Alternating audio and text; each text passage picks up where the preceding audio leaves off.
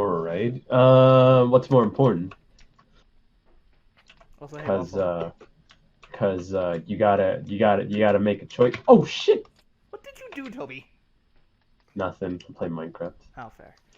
Anyway, now that I've actually got this thing recording, what I wanted to personally talk about, since it's Halloween and just none of us have really gotten a chance to just sit and chill. Like, I don't believe Mark was part of the original time we did this, but I remember, what was it, like 3 years ago, Toby? Yeah. We did that one night where we just stayed up all night long sharing creepypastas, our favorite creepypastas with each other.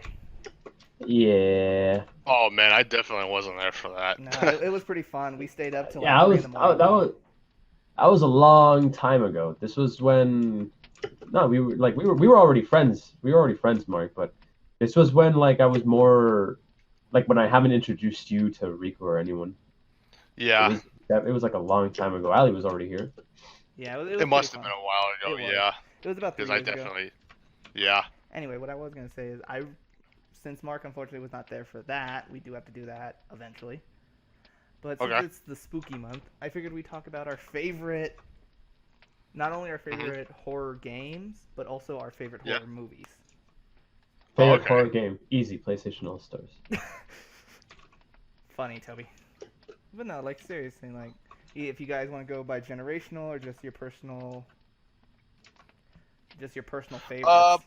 I actually want to hear Mark's favorite scary games because I've always seen Mark talk about how much he loves Donkey Kong and Mario and all that, Yeah. but I've never seen him dwell into oh, like so you would like to know that, huh? Well, yeah, okay. because So, because you never dwell into the horror franchise. I'm like I never see you talk about that type You of know stuff. he does have a point. I guess I am pretty quiet about that, but I think the amount of horror games that I played are a little limited. I'll see if I can remember what they were. Um, so my favorite horror game, I actually happen to, I'm actually playing this right now. Oh It's really? called Alice Madness Returns, and it was a game that was released in 2011, and it was made by a indie company called Spicy Horse, I think. And it's basically a dark and scary version of Alice in Wonderland. It's really really fun. It's like a platforming horror game, and like the stuff that's in it is like really messed up and creepy. Like I remember like this game actually came out around the time when that one Alice in Wonderland movie that Tim Burton made came out, and I just Mm. absolutely did not like it at all. Like it's probably like people like to talk about like how bad the live action Disney remakes are. This one is probably like my least favorite that I've seen because like when I heard that Tim Burton was going to be doing an Alice in Wonderland movie, I was like, "Oh man, that sounds really cool." Because like I played I played Alice Madness Returns, and this game is like so much fun, and like the story is just so dark and like creepy and scary and stuff. Or like a bunch of like scary like monsters and stuff like that. But like then I heard that Disney was going to be doing it, and I was like, well, I guess it's not going to be that dark anymore.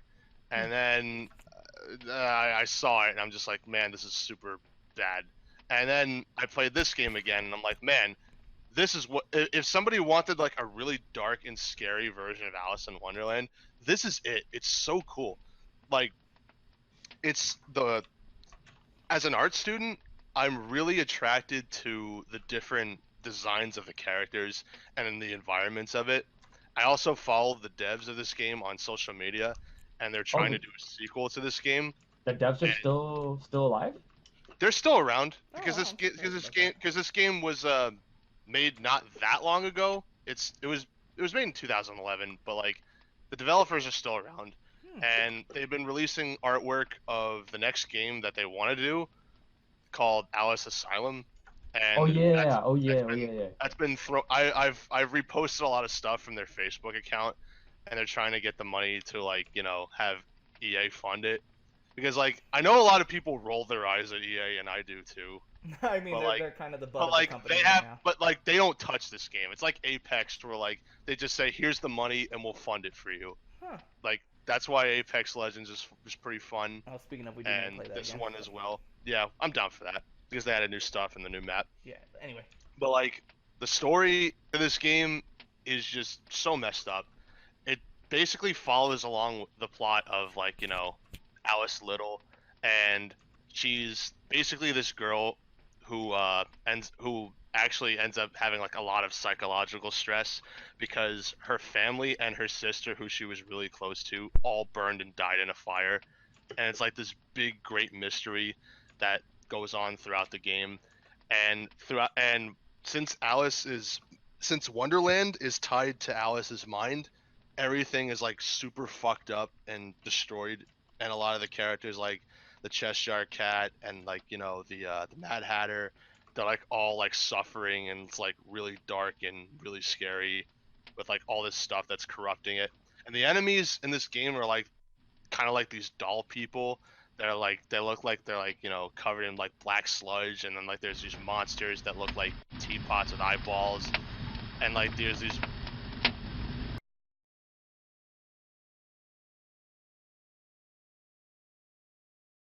unconventional items, and she has like this really long air dodge, and she can hover in the air, and like it's just really cool. Like the combat's really awesome. It's very fluent. Um, the only thing that I'm really not super crazy about is that this was actually, to my knowledge, was a kind of an earlier Unreal Engine kind of game, and these developers were still kind of new, getting their feet wet, I think. And sometimes there's like when you start up the game, like there's kind of like graphical errors, like for like a split second, and then it goes back to normal, so it kind of looks a little creepy, unintentionally. But like that's like the only fault that I have with this game. Like it's just a lot of fun, and I really do enjoy it. And to those of you who want to check it out, it's actually on Origin. I originally thought that it was on Steam, but I forgot EA made Origin, and they're the ones who licensed this game, so naturally it's on there. I hope that the devs are continuing to work on the next game, which is Alice Asylum, because I've been looking forward to that ever since they teased it a long time ago. But yeah, I'm actually playing it right now, as I said, and it's a lot of fun. So. This was actually one of the first horror games that I've played back when I back when I really wanted to get into them. But yeah, that's the first one that comes to mind. If I think of any more, I'll jump back in. Yeah, But no like, problem. yeah, that's pretty much like my favorite one right Yeah. now. And I What about know you, Toby? for Mhm. God, Huh? what about you, Is Toby? it Just your all-time favorite. my all-time favorite? That's a Like pretty toughy one. like when you think of a horror game that you will constantly go back to, what is the one that comes to mind? That's a pretty toughy one because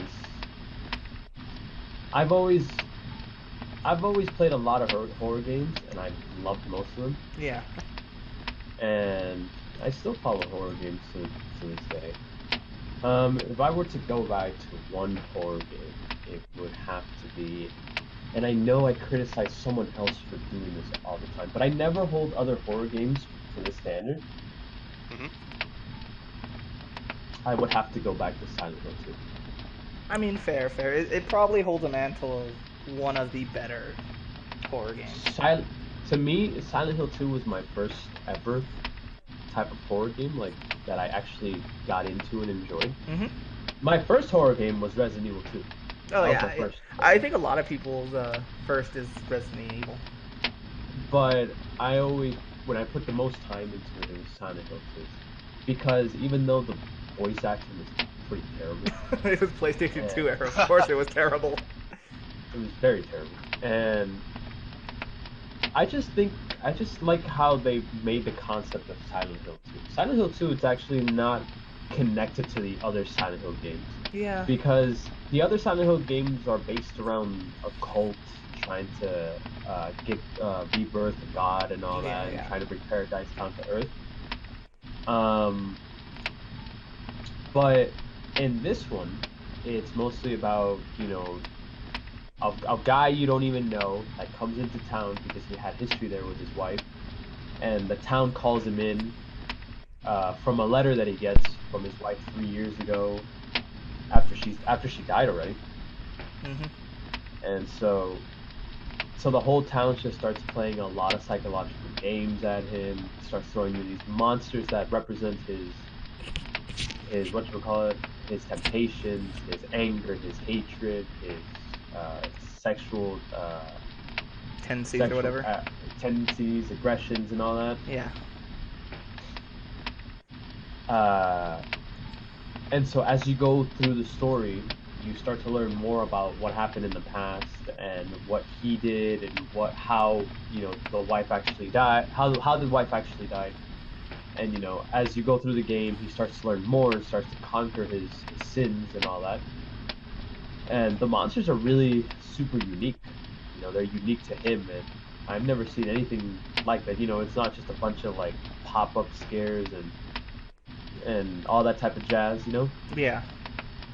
But overall, it was a good game. It stuck by me. I still play it sometimes and I speed run it, and just to enjoy it sometimes. Really, it's not much to it, Yeah. and it's a really good game. If anyone should pick it up, even if it's an old game. Yeah, so sometimes it's Anyone good should just pick to it go up. back to the older games and just kind of see where things have evolved from. Yeah, sexual frustrations. There you go. Yeah, sexual frustrations. What did we There say? we go. Sexual tendencies? Sexual tendency, Oh, sexual aggression. That yeah. was it. Thanks, Waffle. I had a brain fart there. I was thinking this. I'm like, wait a second, that doesn't sound exactly right. But I was like, wait a second, No, Waffle no, said it. Waffle hit it right on the button. Yeah. But yeah, even though I criticize this dude for talking so much about this game, because he always says that all horror games should capture what Silent Hill 2 captured. I would say no, See, bro. that's where I Silent Hill very much disagree with a lot of people. Silent Hill 2 captured something that was a long time ago. That's it. You Yeah. should just leave it back there. Don't bring it back. Yeah. See that. Everything should be different, and that's what actually what I like about Resident Evil 7. Mhm. Resident Evil 7 actually captured that, play with your head, give you that helpless, Yeah, you yeah. know, The that even though you helpless have feeling. the weapons at your disposal, sometimes it's not the best option. Yeah, until it gets to the boat part, but Yeah. Well, in that I case.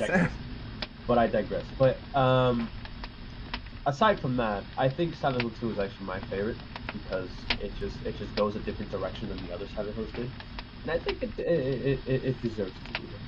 Yeah, see, I kind of agree with what Toby said. There's a lot of people that say every horror game should be like Silent Hill, and I very much agree with Toby saying that that shouldn't be the case. I think a lot of classic horror games like the Silent Hills, the Tank Control Resident Evils, those should be Mhm. looked back on not for the gameplay and not even really the sort like what the game is trying to do in terms of what it has access to in terms of its source and shit like that. Mhm. But a lot of games should capture like a lot of the feelings that those older games gave us when we were younger. I mean, personally, Resident Evil, besides 7, has kind of become a run and gun clown fest. But I've actually, yeah. Sorry about that. Go ahead. but the thing is like the old Resident Evils. If you sit back 10 years from now, even 15 years now, when we were playing them, they scared the crap out of us. And that's how the horror game should be, but not every single one. Like they should convey that feeling of dread and everything, but not all of them should be a Silent Hill 2.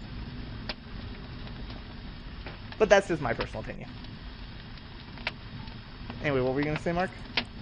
I was gonna say I was actually pretty interested in playing the most recent one, Resident Evil 8, was it? Because like Uh, they call it Resident Evil Biohazard on the box, but I've been constantly told that that's not what it's called. you mean But you mean you mean 7? Yeah, 7. 7. Not Okay, 8. it's 8's not 7. out yet.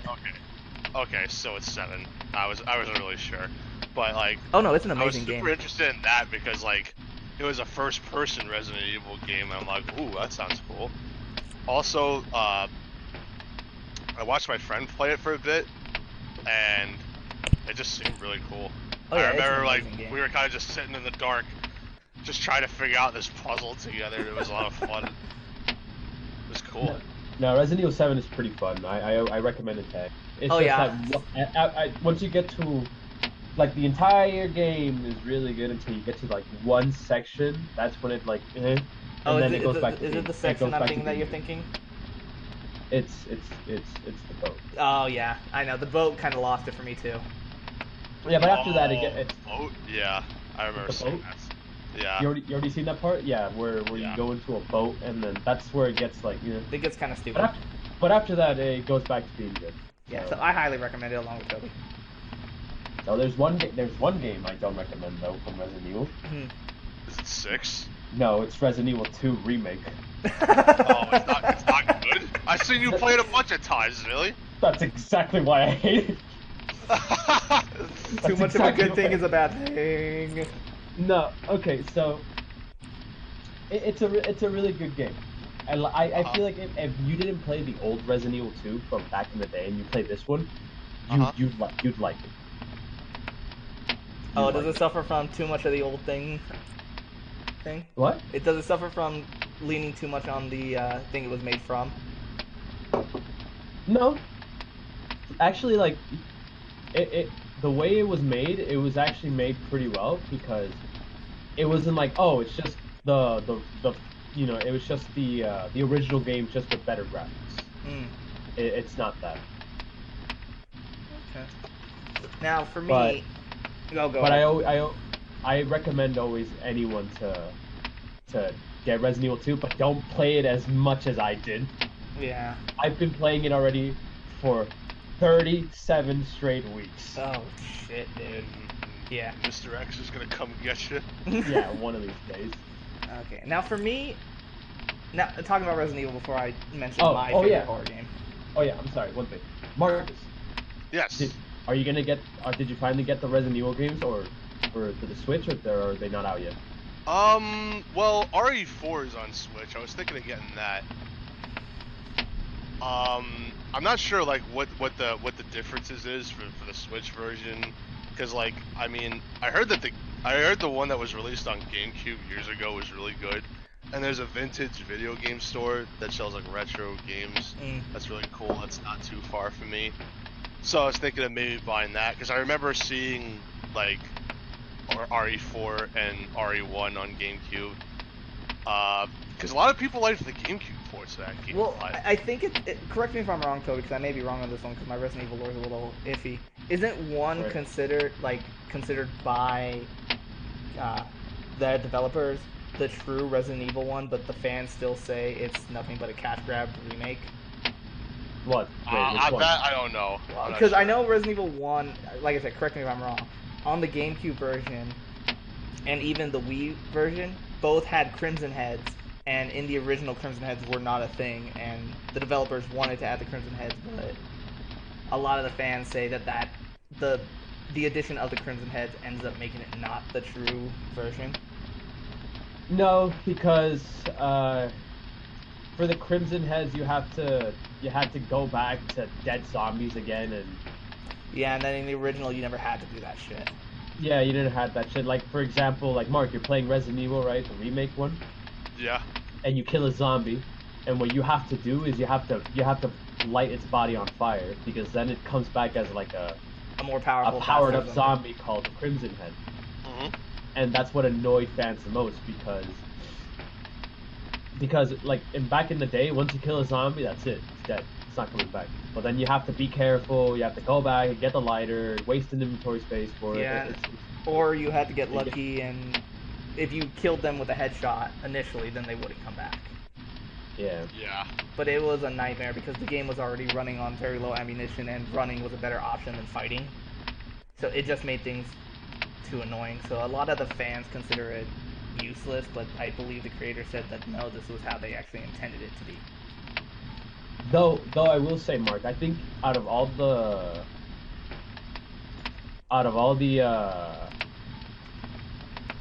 Resident Evil games that are coming out on the Switch, I think you'd enjoy Zero the most. Oh, Zero's Oh yeah. awesome. Zero's amazing. Yeah, I think you'd enjoy Zero the most.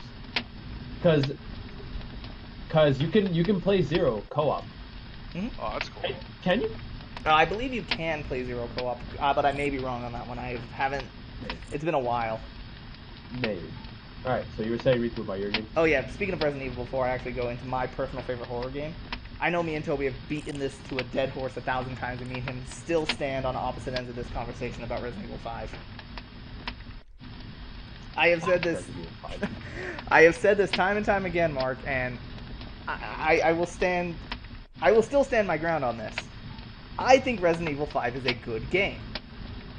Well, you know what? You're not the only one. Mind a lot you, of other people mind you, say Mark. it's good. Mind you, I say it's a good game. It is Uh-huh. not a good Resident Evil game. It is probably the weakest in the franchise next to 6, in my opinion. But Well, it's not a survival horror, right? no, it's no, just it's not. like- It's literally, it is a power fantasy where Chris is literally a giant boulder punching football man, and it literally, it's more clowntastic than 4. And 4, they were literally trying to make it stupid, and it's more stupid than 4. But I've said this Yeah. over 1,000 times that I think Resident Evil 5 is an amazing game, but it is not a good Resident Evil game. If it was a standalone game where you were literally dropped in somewhere and had to take these creatures out, yeah, I think it would be an amazing game, but the fact that it leans on Resident Evil actually makes it weaker.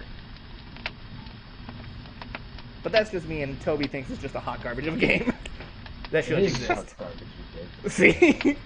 I don't like it, bro. It's No, it I can know be you don't. fun- I know you it can don't. be- It can be fun when you play with a friend, but when you play by yourself, Oh, God, no. it's the Having- most no, yeah. boring game of life. See, I think that's where I kind of got a little bit, I think that's where I got a little bit, likeness toward 5, because my very first time playing through Resident Evil 5, I actually played with one of my friends. I bought the game, I called him up, I said, hey, I just got Resident Evil 5, it's co-op, why don't we run through it? And me and him ran through it in I think like 2 or 3 days. And me and him had a blast. And it was hilarious because, for whatever reason, he thought giving me the grenade launcher was a good idea, and I killed him with it like 5 times. Good one. But we had fun with it. But I think the reason I like it so much is because my first time playing through it was co-op. But I see where you're coming from. If you play through a single player, it's very slow, very boring, and you're at the mercy of your AI partner. Yes. Yeah. Because like I remember like when my friend was talking to me about Resident Evil, he's like, yeah, I understand why there's people out there who don't like it because it's not like a traditional Resident Evil game, but nonetheless I still get enjoyment out of it. Yeah, it's But, kind of like those guilty pleasure kind of games where you boot it up, play it, and then put it away for like 2 years. Everybody who I know who loves Resident Evil says that 6 sucks though. Oh no. Oh no, six is the ultimate worst. 6 is the hot garbage. 6 is the adopted stepchild that you pretend doesn't exist and you lock him up in the fridge. Now, why exactly do people hate 6? Because I have no idea. Okay. It doesn't so, have a. Okay. This is the reason so- I hate 6. Well, hold on. Oh, Let go me for tell it. you the reason why everyone hates 6, not just you. Let me tell you why. 6 takes what 5 tried to do, right? Which was the So- over-the-top power fantasy, essentially. Yeah. So they tried to do what 5 was trying to do and take it more into a grander scale. Yeah.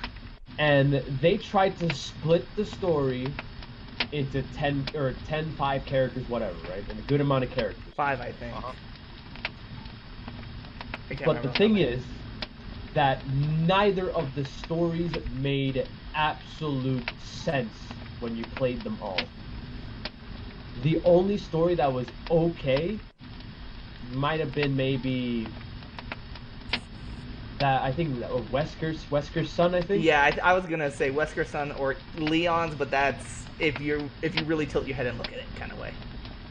Yeah, and so the story absolutely made no sense. It was way too much action. Yeah. You know, Resident Evil 4 had a lot of action, and it was good action. But Resident 6 was just way too much. Yeah, like It was not enough survival, but a lot more running gun. yeah, like Oh, I see. yeah, like and the developer said that they were literally trying to when they made 4, they were trying to make it a different style. And honestly, I think they balanced it very beautifully. They balanced it very beautifully between run and gun and survival horror. And 5, they kind of went a little too much in the power fantasy section with literally the most notorious scene ever of Chris punching a fucking boulder off of a cliff. But yeah. I digress. You don't even have to have played the game and you know of that scene. Toby, it's just like how in the Scooby-Doo cross WrestleMania, the John scene where Cena just John comes out of Cena nowhere. jumps off and then like he just shoves the boulder off the cliff. That's basically Chris right there. Yeah, like, but six But was yeah, just but a hot mess. 6 overall had Yeah. a shit story aside from 1. The characters didn't do themselves justice. Like, you know how Leon and Chris like set themselves up with the staple of Resident Evil with their own stories in the previous games? Yeah. It wasn't the case in this one. No, They were Leon became a fucking they drunk. yeah they basically butchered the crap out of the main story characters. They pretty much said, "Hey, you know what the people like of Resident Evil? Let's make it as gritty as fucking possible." And the fans were like, "No, that's not what we." And Capcom was just like, "Fuck it, nitty and gritty." And tell you the truth, in Resi 2 remake, the one I play every week, which I hate, the zombies are like the most terrifying thing ever because if they, or at least the most annoying thing ever, because if they grab you, it's just that's it. You can't get away. Yeah. In Resi 6, they brought back zombies, and they fell down like paper. It is Like true. you shoot them once, and they don't get back up. In Resi 2 remake, you shoot them once, and they just keep walking at you. And I'm just like, this is what zombies should be, not what Resi 6 zombies were. No, yeah, because like I said, a lot of people bitch about 4 and 5 that you essentially became a one-man walking arsenal. Which, I mean, I personally didn't care because 9 times out of 10 you weren't going to carry 5 pistols and all the shotguns. You were going to carry probably the one of the good snipers, the shotgun, the only machine gun in the game, and 1 pistol, and your magnum. Which, I mean, yeah, you're still a walking armory, but Yeah. in 4 they literally meant it to just be a off the walls an off the walls whatever the hell they wanted to do, and that's what people love about it. And 5 they kind of dialed it back a little bit where you have very limited inventory space. If I remember correctly, you only have 8 inventory slots to carry shit. Yeah. So I mean they kind of brought that back, and you could still be a walking armory if you wanted to. But what, in my opinion, the thing that dragged 6 down so much was the fact that they turned the zombies into essentially Goombas. Yeah, that's what. Yeah, there you go. That's a perfect example. They're essentially Goombas. There's a gazillion of them, and you just have to look at them and they fall over But dead. you just jump on their head once and that's it. Yeah, and and the story was so paper thin and so benign that you like, at the end of it, you're like, this is me personally. I played through 2 of the stories. I think it was Leon's and Chris's. Yeah. I played through both of those, and at the end of their stories, I was like, okay, so what consequences does this even have? What was the end goal of what I have just done? It left you feeling like you were trying to go from point A to point B, but you went from point A to point A. You never Point moved. A to point what? Point A to point A. You never moved. Oh yeah. And like I said, Wesker's son story kind of was okay. Like, it's probably the best one out of the 5, but that's saying this turd of shit is better than those turds of shit. So, I don't know.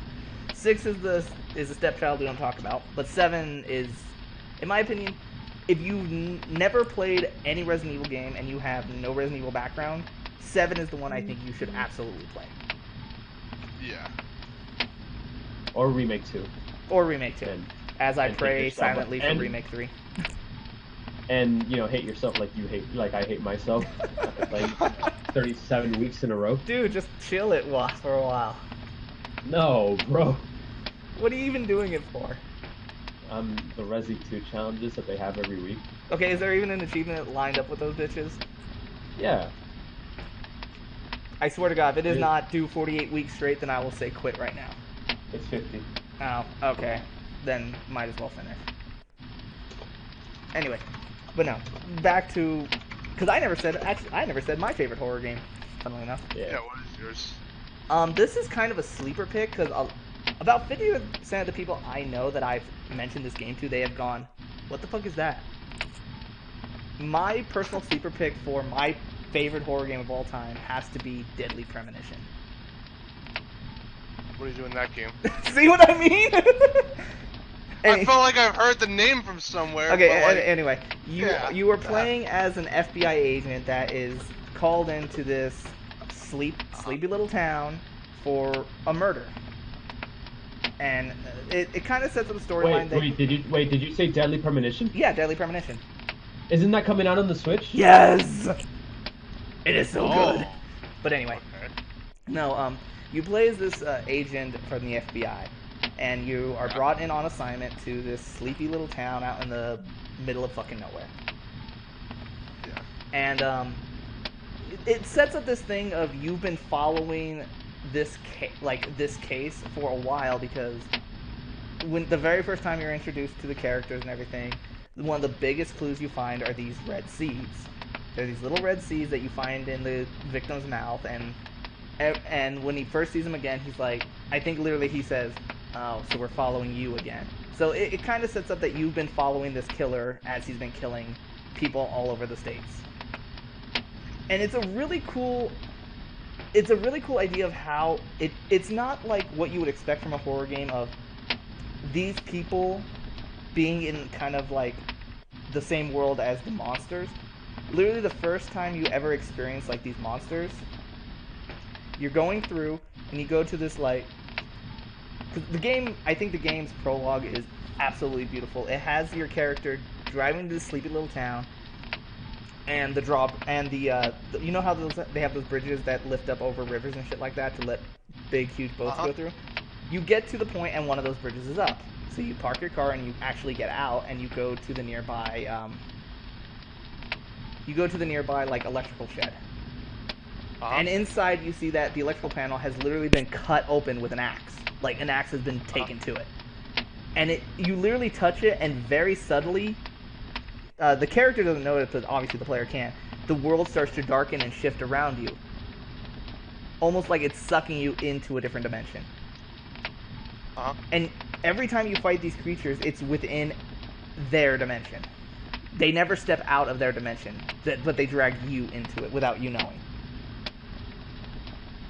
And it's really cool because you can actually, if you, because your character actually wears a watch, and that's actually part of the game. It actually has a 7 day day and night cycle.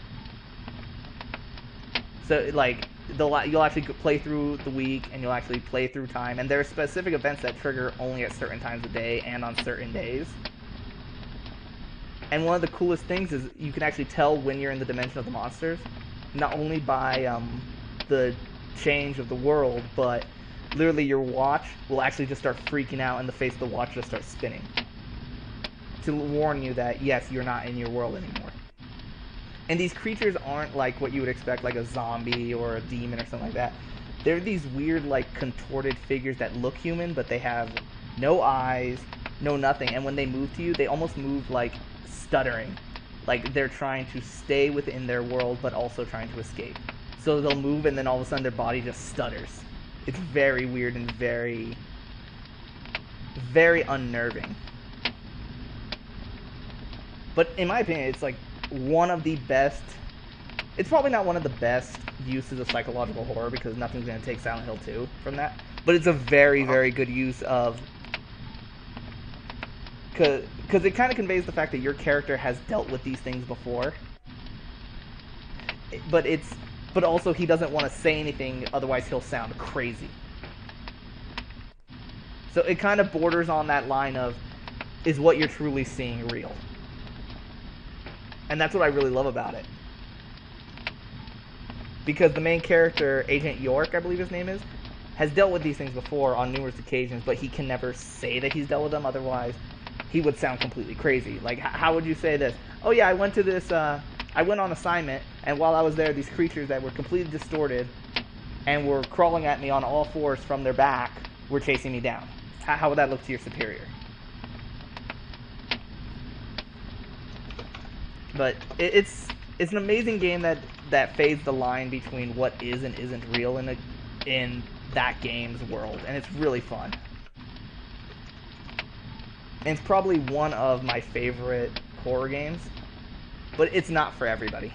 It's not for everybody because there's a lot of downtime within the game, if that makes a lot of sense. There's a lot of mundane things happening because since you are playing as the detective, you'll have one chapter because that's I think how they're spaced out is actually just called chapters. You'll have one chapter where it's the high intense energy where you're in that dimension of these creatures, killing them, and then it'll kick you out into the open world and say, here's your car, find clues to activate the next chapter. So you're literally driving around, so you literally actually have to do the detective work and hoof it, and find the clues to actually trigger the next chapter. So there can be a lot of downtime between action, which in my opinion actually leads for the game. But a lot of people that I've known don't like that. They'll do the first chapter, love it, and then they're like, wait, where's all the action? They'll wander around aimlessly for an hour and a half and then give up on the game. On Deadly Premonition? Yeah, because the only time you face these monsters are essentially when you're in a place where you have discovered essentially the next clue. Because like the first time it's when you see the axe slash through the electricity box. There's another time where you go to the hospital where the most recent victim's body is and you find the red seeds. Well, the entire hospital changes around you, but then when you leave the hospital, everything's fine. Huh. But then it's like, but then it'll give you like a mundane thing of, find the next, or like find the source of the red seeds, but it won't tell you where it is. So you actually have to go around town talking to the people, following clues until you find essentially where the source of the red seeds are, and then that'll kickstart the next action chapter. So it's like kind of split up like 75% actual like detective work and 25% action.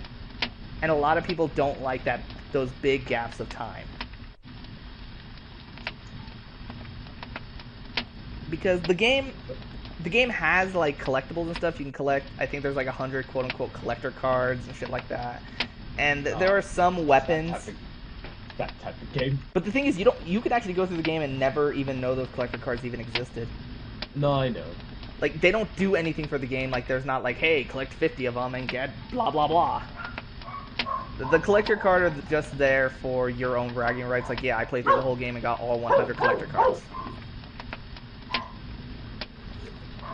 As you play the game, you do find different weapons. You even can find some weapons that have unlimited ammo, which make the game completely broken. By the way, the dogs.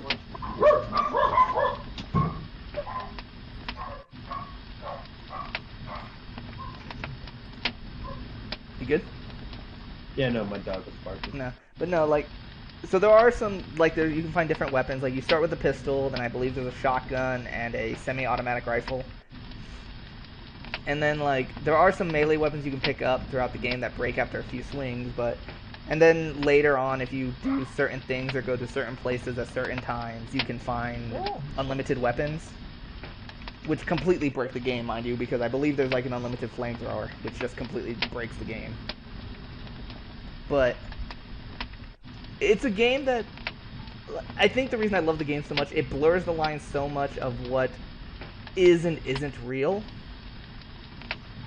Because even when you're driving around, because you can actually like you legitimately have to drive from place to place. There is no fast travel system. That you just straight up have to drive everywhere. And it's very weird because while you're driving, you will actually have moments where you actually have inner monologues with yourself, who he calls, I believe, Zach. But I don't remember if that's completely right. And he will talk to this inner being. And I may have to replay the game because it's been a long time since I played it. I don't personally remember who Zach is. I don't know if it's like what he calls his conscience or his inner thoughts. I don't remember off the top of my head. But it's a really fun game that literally blurs the line between are these things real or not, and is what I'm doing actually mattering. It's not a game for everybody, but if you have it is coming out for the Switch, so if you have a Switch and you are interested, I fully recommend the game. It's not a game that you sit and play for 8 hours straight. It's a game that you have to take in bites. Because if you sit there and play for 8 hours straight, it is literally going to be probably one of your most boring experiences. It's one of those games that you have to experience over time. But that's That's pretty dope. It I is. remember Deadly Premonition was actually one of the staple games that I played when I was. Oh yeah, it's. But I was little and I hated it. Oh no, like when I very first played the game, I played it probably when I was 14, and I was in the same boat of people who were like, wait, I want to get to the next action scene. Why are you making me drive around talking to people? And I put it down. But when I actually got older, I played it again, and I fell in love with it. But like I said, it's if you play it, it's not a game where like Resident Evil 3 or even Resident Evil 2 remake or original, where you could sit down and blow through the whole game in an entire day if you wanted to, and still have enjoyed it. Deadly Premonition is not that kind of game. It's a game that you have to take in bites. And Mark, if you haven't played it, I highly recommend watching a Let's Play of it. Okay. At least up until the hospital. Because the first few action scenes are the first few action chapters are really boring. Because it's setting up the world and still like kind of balancing it. But the scene of the hospital is freaking amazing. And if you are at any point interested in the game if you watch a Let's Play of it and get up to the hospital and finish watching it at the hospital, I recommend stop watching the Let's Play and go play the game. Ah, okay. Because the hospital is literally the tipping point of the game. For me Waffle. personally. Oh, Waffle bounced? No, she's just muted the stream. Oh, okay. She has to listen to stuff with the quest. Okay. But yeah, that's my recommendation, Mark, that if you watch a Let's Play of it and you start liking the game, don't go any further than the hospital. Gotcha. Because literally after the hospital, the game literally ramps shit up to 11. And that is where I fell in love with the game.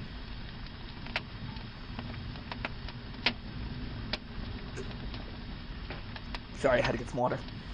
Now that we've all talked about our favorite horror game, let's talk about some of the new horror games that are coming out this year. Or not this year, but already kind of shown. And which ones you're anticipated for. Neither of them. Really? Neither Death Stranded what's coming nor... out? I wasn't. Last of Us 2 and Death Stranding. Last of Us isn't. I haven't played Last of Us 1. I don't own a PS4, sadly.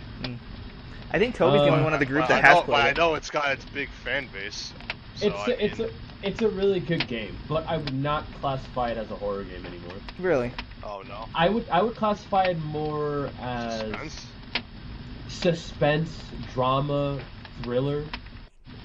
Okay. Because mostly, like, okay, so you guys know what the infected are in The Last of Us, right? Yeah, they're the fungi creature bullshit things. Right. They're not really the biggest threat.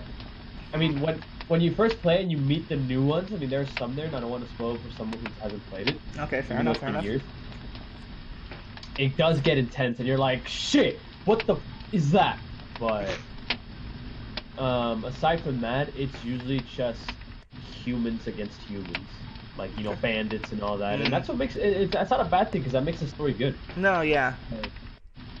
So it's not just overall just a bunch of infected. It's just, you know, it's humans against humans. Humans are also on this planet. So, and that's what I think Last of Us 2 is going to be mostly about. Where the infected are gonna run a side plot kind of thing. Yeah, you're gonna run into infected, but like, you know, the most trouble are gonna be the humans, which I actually like because, you know, I don't want it to just be zombies and monsters and all that. I want human enemies. I agree with you there. Okay, what are your thoughts on Death Stranding? Death Stranding's not a horror game. It's No. Kojima going. It's literally Kojima going, I have my eyes closed, let's see what I make. Well, let's be honest, it's Kojima being Kojima. He is literally just doing whatever the fuck he wants. Oh, that's Kojima's game. Yeah. Yeah, that's Kojima's right. game. It's Kojima's middle finger. Yeah, it's Kojima's middle finger to Konami about canceling Silent Hills. The moment I saw it was a Kojima game, I knew it was. It's not a horror game. It's Kojima doing whatever the fuck he wants. That he announced, bro. It's more like a thriller. Thriller drama. Okay, now this is very touchy water, especially for members of our chat, Toby, because of how long we spent on this shit before we all fucking collectively gave up. What? Scott Cawthon dropping a new teaser for fucking another fucking FNAF game. I'm You actually know what? kind of- I keep telling people this. I am mad at Scott Cawthon, man. Well- Like, well, that guy is making bank off of his product. Oh, I And know. you also know the background of Five Nights at Freddy's, where like it originally started off as like not a horror game, and then like everyone hey, laughed Ella. at him and said, "Oh, these characters look like they would be in a horror movie game." And then Yeah. Scott Cawthon's like, "Well, you know what? Now I'm gonna do that." Well- and he's making bank now. Well, so like I that's said, pretty cool. kudos on him for making bank. Also, Avo is in the chat, so say hi. Oh, hey, what's Hello. up, Bob? How's it going, man? Like I said, I 100% agree with you, Mark, but on the same time, you gotta give the dude credit. He took something that people laughed at and made a fucking franchise out of that bitch. And he's making Yeah, fucking that's what killer I'm bank. saying. But, okay, me and Toby and Medrin, because Medrin's the lore master of our group, when it was, where did we collectively stop? Was it 3 or Sister Location?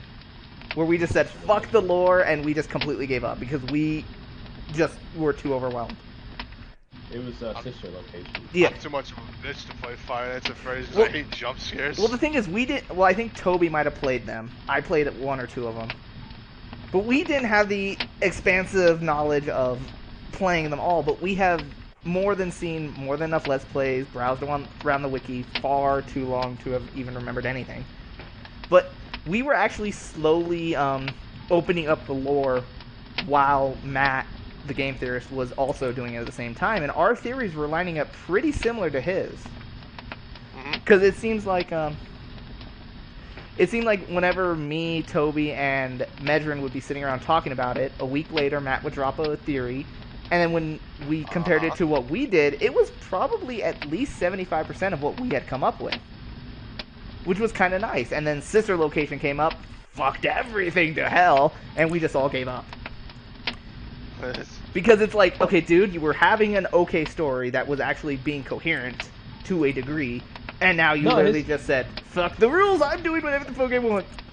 I actually looked more into the FNAF story, and it makes more sense. Even though it's sometimes in some of the information should tie on the books and all that. Yeah, like. But it makes a lot more sense the more I've been looking at it. Recently, I've been actually getting the urge to replay FNAF again. I actually haven't played Pizza Simulator. Well, no, like I said, I don't mind. Was I don't Pizza mind it. Simulator like a spin-off game or something? No, it No. was Five Nights at Freddy's 6 in disguise. It was Five Nights at Freddy's 6. Yeah, it was FNAF 6 in disguise. It was just disguised as a 2D pizza simulator. But it was actually. Yeah, go ahead. So basically, you work as an entrepreneur or a store owner of Freddy Fazbear Pizza. And so you have to start. You check outside the alleyway every night when your shift ends, and you find an animatronic. Yeah. And then that animatronic has to respond to some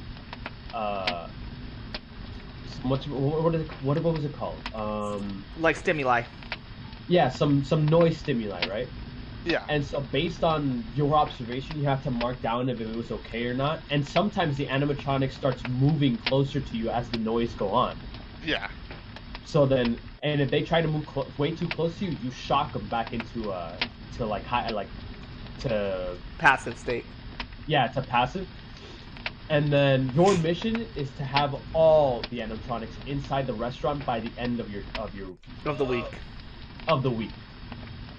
Because it turns out that like the person actually collecting everything wanted all of those specific animatronics in there at once, so that he could essentially purge them all.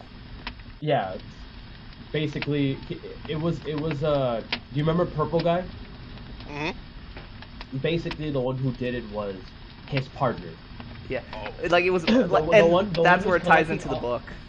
The one who collected all the animatronics was Purple Guy's old business partner, and so he basically got all the animatronics into the new restaurant and trapped them all into a labyrinth where you're in, and basically said that everything that has happened throughout FNAF history is coming to an end today, and he burns the place down.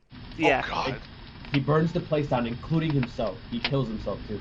Yeah, and like I said, it's a really good thing, and it's like I said though, it pretty much puts a nice ribbon on the bow that was FNAF, and then Ultimate Custom Night came out, and then people are finding new shit that were in. People were finding new shit that was in FNAF World. Like, people are finding new shit that was in FNAF World that ties into the main lore of the game. And then Mike Cawthon has literally said on numerous occasions, the book are not part of the canon timeline, but the game references those books. So essentially, if you have not read the books, you won't get the full gist of the main storyline. Hmm. Yeah, And on then a there's Tory FNAF test, VR. if it reacts, you shock that bitch exactly. Yeah, Avo said it beautifully. That if it reacts to the noise stimuli, you shock the bitch. But no, like I said, Yeah, you have to shock it, man. You I think the game has gone slightly too far. Like, yeah, I understand what Scott was doing. That, and I think he said it during one of the games. He had put a post that he said, essentially where he said the reason he has continued so much is he doesn't believe the FNAF community, as it has become, will enjoy the ending of the story that he initially created. So as a result, he has to keep. dream sequence. Yeah, essentially what his entire thing was that he wanted was that the entirety of Five Nights at Freddy's was essentially a dream sequence of a little boy who was in the hospital in a coma, essentially, due to an accident that happened at the actual Five Nights at Freddy's. And that's how he wanted the story to be, that everything was actually playing out in this little kid's head. But he feared that the community would not like that, and thus he has now spun it to make it to this absurd level of what it is. Where, like, Pizza Simulator and FNAF Ultimate Custom Night and FNAF World and even the 3 books and FNAF VR, all these things have come out to essentially fill in holes that didn't need to be filled because Scott wanted it to be a dream theory. Yeah. And that's why I said I applaud Scott for making fucking bank on this franchise. I 100% applaud the dude. Yeah. Like, but at the same time, there has to be a point where you have to go, you know what? Enough is enough. Nah, bro, he's milking that franchise. Because, like, even now, I don't know if anybody has seen it, and I would show it on the stream, but that wouldn't involve me making another source and everything. But What? he has shown that not only has he made DLC for FNAF VR Help Wanted. He not only has he made a DLC for that, he is also making another game, which I think Scott has hinted that this new game is not going to be part of the main canon storyline that we know and love, and I say love loosely. That it's essentially a new storyline, a new set of animatronics that are going to have all their own story. Oh. So, even to this day, things are weird.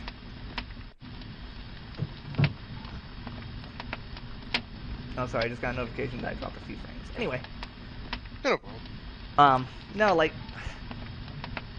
I'm okay with him making so much bank on this because, you know, between the royalties on the books, the merchandise, the games, literally everything, he is probably set for fucking life along with his family. Oh yeah, for sure. But at the same time, it's like, in my opinion, he shouldn't essentially create a second storyline. Now that this one, thanks to VR Help Wanted, well, essentially VR Help Wanted introduced the idea of a really fucked up storyline that I don't even want to go into on this stream. We may have to save that for an entirely new podcast. Yeah. Yeah, because it is twisted, and the game theorist did a pretty good thing about it. That essentially what the game theorist theorized is that FNAF VR is not a games company having you, the player, be a beta tester in the game. That it is actually William Afton, who is the purple guy, by the way, who is trapped in the game, using the game to essentially possess your body to leave the game. Yeah, let your head wrap around that just for a little bit. And like I said, it literally makes no fucking bonkers sense. And it's dumb, it's stupid, and like I said, I think FNAF VR Help Wanted is pretty cool. And yes, there are things in the game that are still not found. I understand that, especially with the new DLC coming out, which Scott hasn't said whether or not the animatronics that you see in that game are or are not canon, like he did with the last Halloween update. Mm. But it's just like, okay, it's like Scott is trying to fill in the holes of his story that didn't need to be filled in. Yeah, what's up? Hello? Everything good? What's up, Toby? I don't know. You alright? Yeah, I'm good. Why? You went silent for me. You went silent, babe. Oh, weird. Am I good, though? Yeah, you're fine now. Yeah, I can hear you. Yeah. But no, like, I don't know. Scott, in my opinion, is having to backtrack now and having to fill in the holes that did not need to be filled in. Because if he left the game as a dream theory, those holes, funnily enough, make sense. Because it is a kid in a coma suffering from an accident that happened at the actual Five Nights at Freddy's, so yes, the dream theory would have worked, and those holes would have made sense because he doesn't know everything. But now the community, since Scott was afraid that the community would reject that ending, he is now having to backpedal and fill in those holes to make the continuity make sense. You know, honestly, from the way I see it, I think the reason why they keep making Five Nights at Freddy's games, not just because they're profit, but I also realize that kids play Five Nights at Freddy's. Yeah. And that's probably, like, kids love this game, and I'm shocked that they do. Like, I'm really surprised that a lot of kids play this game. I was like, well, if kids like it, like they do with, like, Fortnite and stuff, there's no way that this is going away. No, I understand. No like, I understand that. But I also understand that because, well, FNAF isn't really that. It's just it has pop-ups. That's about it. Yeah, it's a jump scare game. And like I said, I don't mind it. It's like I said, I'm very proud of Scott for making this game. I'm not saying that I'm not. But at some degree, you have to say it's okay to, because like I said, supposedly this new Five Nights at Freddy's supposedly has nothing to do with what we know continuity-wise of the old Five Nights at Freddy's. Like, it's supposed to be a completely different time, completely different animatronics, 100% different of everybody. Oh, it's a retelling. It's a retelling with brand new animatronics and everything. And like I said, I'm fine with that. But let's be honest. The kids love the game, not for the game, but for the characters. It's the older members of the fan base, probably I would say 15 and up, that like it for the lore. And I would say so too. Because let's be honest, if you probably ask a 10, 11, 12-year-old kid, hey, what's Five Nights at Freddy's about? They're going to say, oh, you're this night guard that sits around and you try not to get jump scared by these animatronics. You ask somebody who's 17, they'll go, you have about 4 hours to burn. And it's kind of true because, like, a lot of the younger fans aren't going to care about the lore that it's essentially telling about this family, the Afton family, and how Afton is trying to rebuild his son through different means and crap like that. No 11 to 13-year-old who's a fan of this game gives two rats' asses about that. It's everyone who's probably, like, 17 and up who actually cares about that lore. So, in my opinion, if Scott wants to keep making the game, fine. I'm 100% okay with that. And if you want, but in my opinion, he should not make the game this lore in depth anymore. Because now he's going into weird, twisted nonsense with Five Nights FNAF Help Wanted VR bullshit. Like, if you watch the Game Theorist's recent video about that one, oh my god, it makes my head hurt.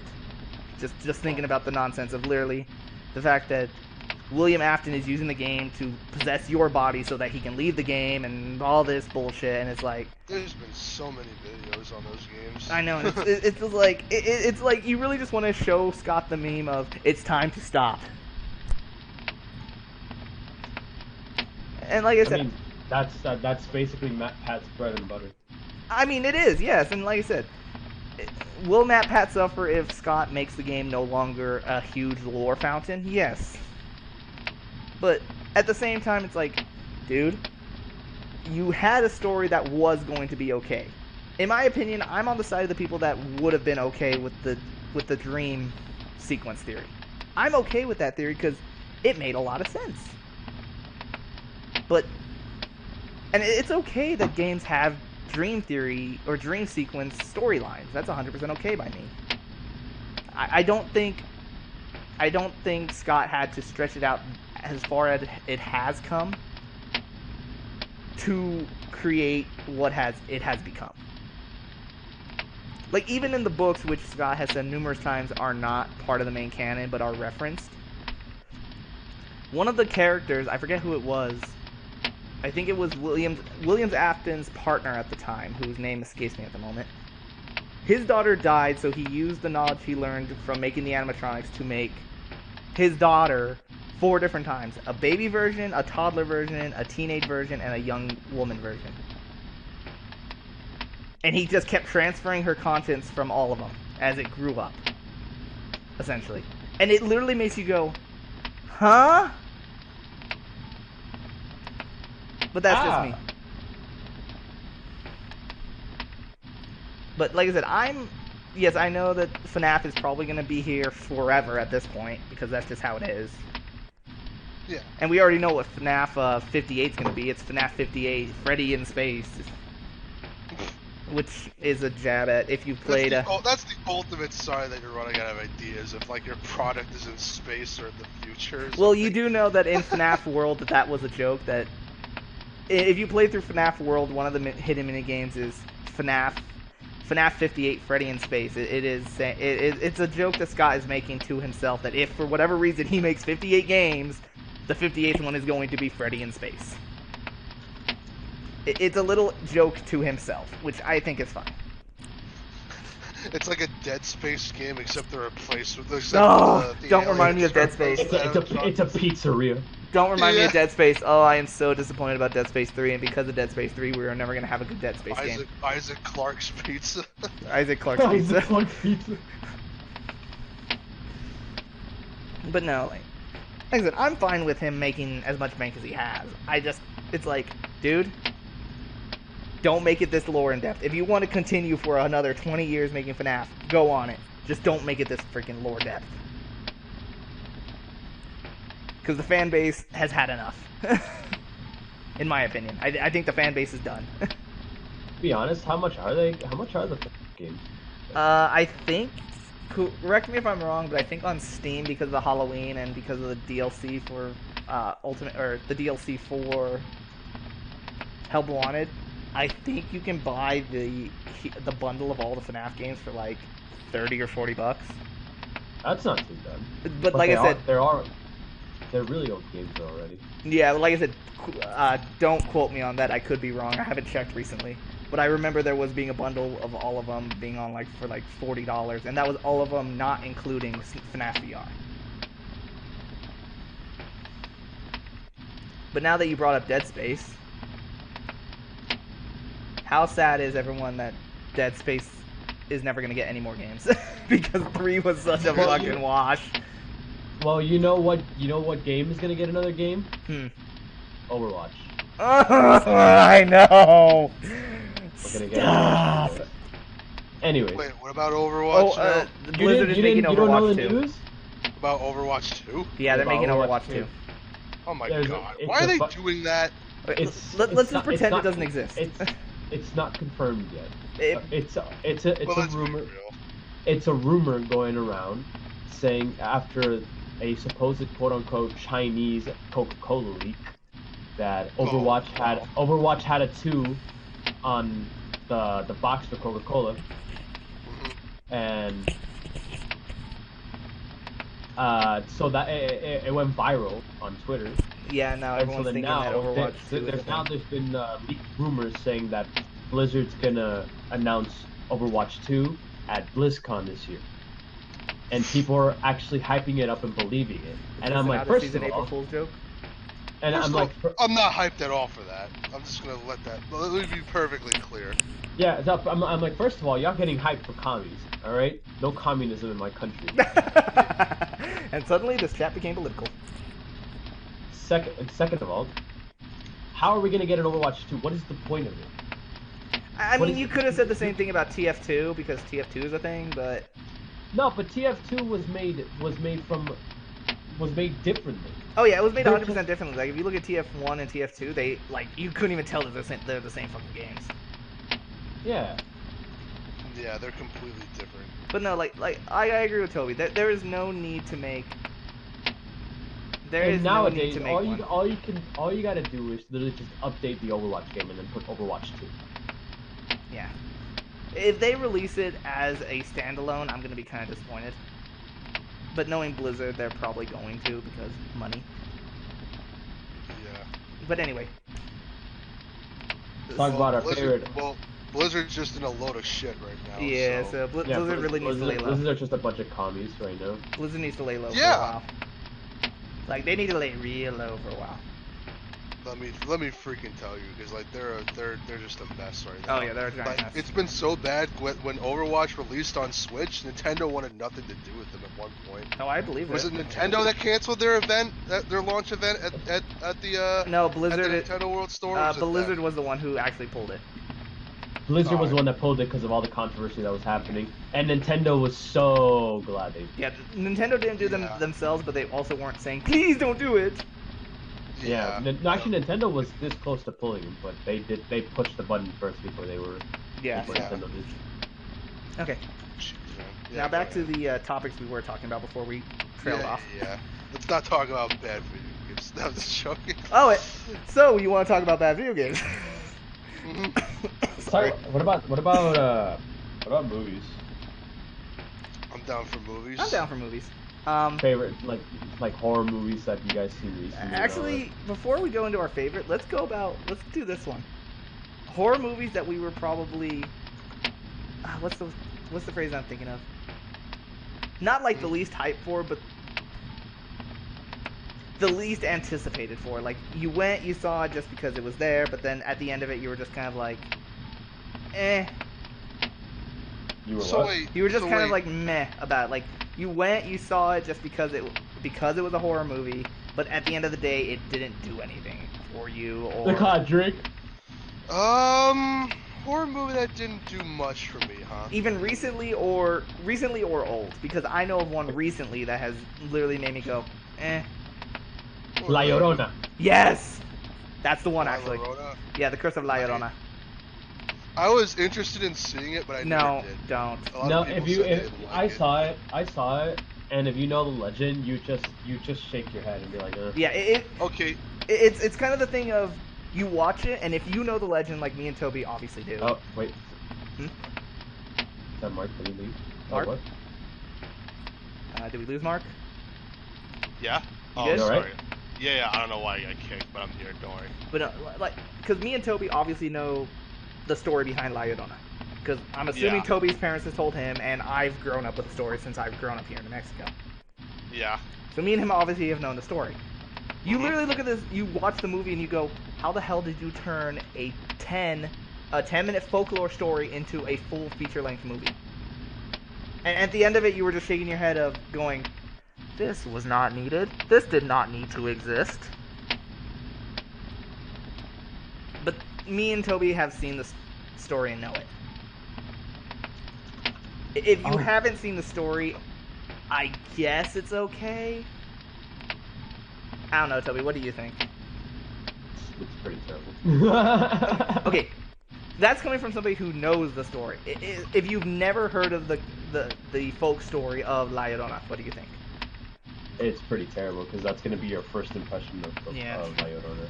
Yeah, like That's a big yikes for me. it's pretty bad. Like the only, and I wouldn't even really call it a saving grace. The only interesting tie-in to it is it takes place in the same.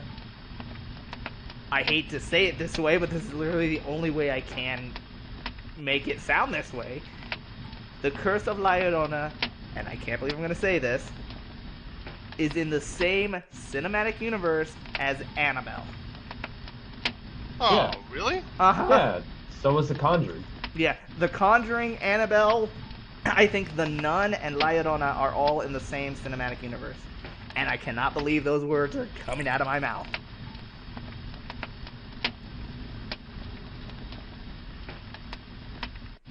I think the best horror movie that I saw Mm-hmm. recently would have to be, uh, fuck, would have to be Us. Us. Us was good. I have man. heard a lot That of good things about Us. I have heard an amazing Us amount was, of things about Us Us. was really good, even though That- I like Get Out a lot more. Us no, was Get Out. great. Get Out was a lot better, but Us Yeah. was really good. Yeah, isn't Us was Us still isn't Us about like kind of the story about like everybody has a doppelganger and the doppelgangers are essentially trying to take over the lives of the original person or whatever? good. Yes. Yes, that's basically it. Also, Winston Duke, he played M'Baku in Black Panther. He's in there, Oh, cool. and he's like the best character in the movie. He's like this corny dad character, and he's like the best. I was like, this. If I were a dad, this is exactly how I would be. That sounds Like funny. it's a great movie. Man. That sounds funny, and I gotta see it. It's pretty good. And actually, and I think the guy who played the dude in Get Out, Mm-hmm. I think he has another movie coming up. It's not sure if you've seen the trailer for it, Mark. Hmm. It's about this couple who was stopped by a cop, and the cop was being super aggressive to the point where he had no choice but to kill the cop, and now they were on the run. I'm not sure if you know that. Huh, I haven't heard about that movie yet. Have you heard about it, Mark? Which movie now? It's the new movie coming out soon, Uh huh. and it's the same guy who was in Get Out. It's the main character. Danny Kaluuya. Yeah. Yeah, And what's he's. the name of the movie? Hold on, let me see, because I don't remember.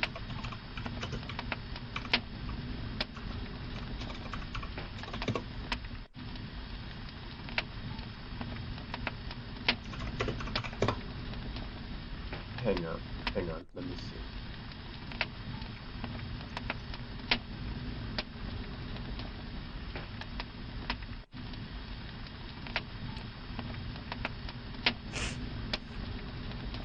So obviously me and And oops, sorry, Toby. hang on. I saw the trailer and it was so good, dude. And I can't wait to see it. If you think about Queen it, and Slim. Queen and Slim. Yeah. All right, Mark, add to your list. Well, I'll name a few horror movies that are pretty good. Oh wait, we didn't hear what the one that made you go because obviously me and Toby Oh, had the the one that same made me one. go, eh. Oh man. Okay. Which one? Okay, so Recent or old, it doesn't I matter. might. I might. Is it okay if I think the movie's just bad? I mean, that's Yeah. fine. If you think it's not because it was overall, just to you.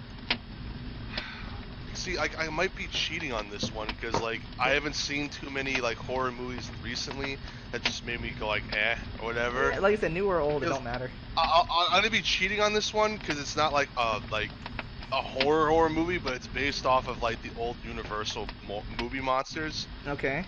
It's the Mummy movie that starred Oh, freaking what's his name, yeah, Tom Cruise, that and the like the mummy where they said the dark universal whatever. yeah. Okay, where so they let were me trying talk to to you why. rebrand they were trying to rebrand the Universal monsters. Let me talk to you why this movie pissed me off hard. Let's hear it. Let's First hear of it. all, this was supposed to be the introduction to the next generation of the Universal horror monsters. I always said that they needed to bring them back because I just really do like the old, Universal monsters. I brought this up when we played Dead by Daylight, and Yeah. I said there needs to be Just classic killer monsters. characters that are just like the classic monsters. They don't have to like include straight up Dracula, but just like killers that are just like them, A like vampire, a vampire, or werewolf. like or like werewolf or something like that. Yeah.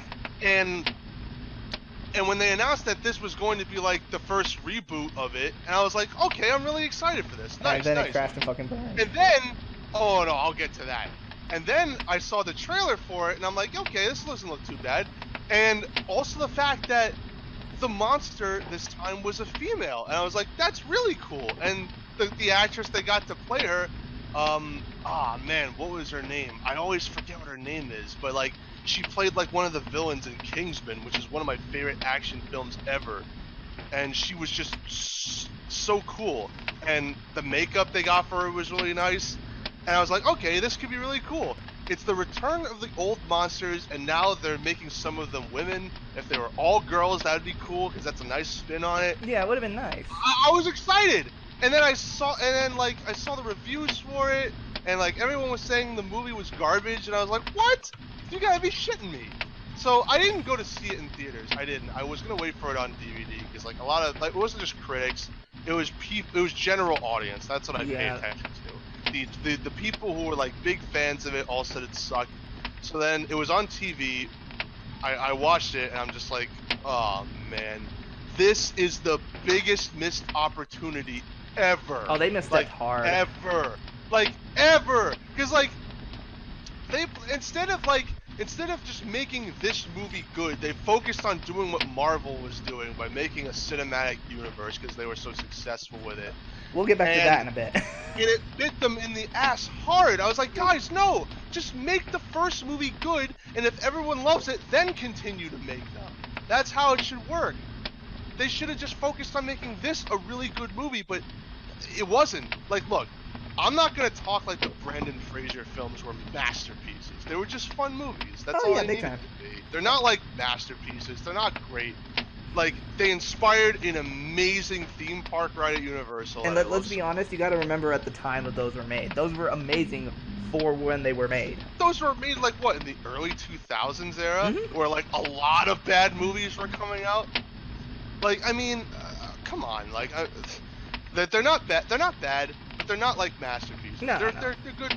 They're fun. They're not going to be. They're not going to be good as what the original. Like, Yeah. They're not. Yeah. They're not going to stand true to what the black and whites were. Let's be honest. Yeah, like I mean, Speaking but like of, you're gonna be so fucking jealous of me, Mark. Yeah. I got him off this guy because you know where I work. Mhm. This guy was getting rid of all these old movies. Mhm. Like he was selling them online to some. He was selling them essentially in bulk online to a realtor that also sells them online.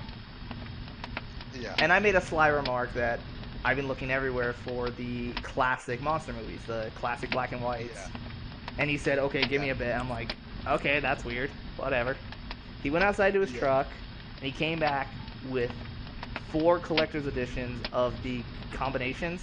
So I have all 4 of the original black and whites. I have like all 4 of the original black and white Draculas, all 4 of the original black and white Frankensteins, including Frankenstein, the Bride of Frankenstein, all 4 of the classic Wolfmans, and all 4 of the Thing of the Black Lagoon.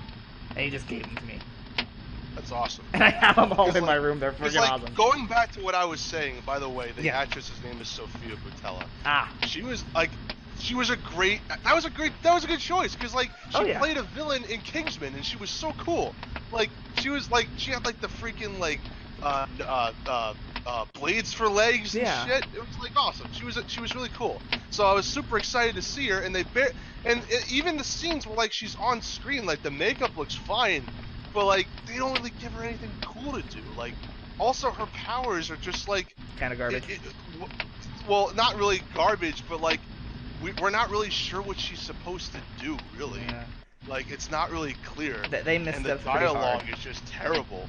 Yeah, and like there was like this scene where Russell Crowe, I think who played Dr. Jekyll, he was kind of like, you know, the Nick Fury, where like he's got all the monsters, and then like these little jars that like hint towards like Dracula and stuff. I was like, see, this is the problem with you guys. You focus too much on what to like put ahead, as opposed to making this movie good. And because that this movie is not good, every other movie got tossed in the garbage, and now we don't have this. Yeah. Like, this was such a big missed opportunity. No, I don't even know. agree with you. Like, that's also because you all know how much I lean toward Marvel than DC. Yeah, Everybody who me knows too. me knows that. But I don't Yeah, ever the only- bash yeah. DC. I don't ever say DC yeah. is inferior. I never say that because No. I like both comic creators for different reasons. I love Marvel for the heroes. Like, I think the heroes are amazing. I love their backstories most of the time, and a lot of the characters have great personalities. I think the villains are absolutely cookie cutter to beyond belief, and I think, would you pull this out of a 5-year-old's ass? But I mean, yeah. But for DC, it's literally the opposite for me. Besides one or two few of the hero characters, I hate all the DC hero characters because I think to me they're all stupidly cookie cutter. They're also way too overpowered too. Like the writing is just Let's so not bad. even go with. Let's not even start with that because then the only thing I have to bring up is pre-Crisis Superman, who literally, if he sneezed, he blew away a universe.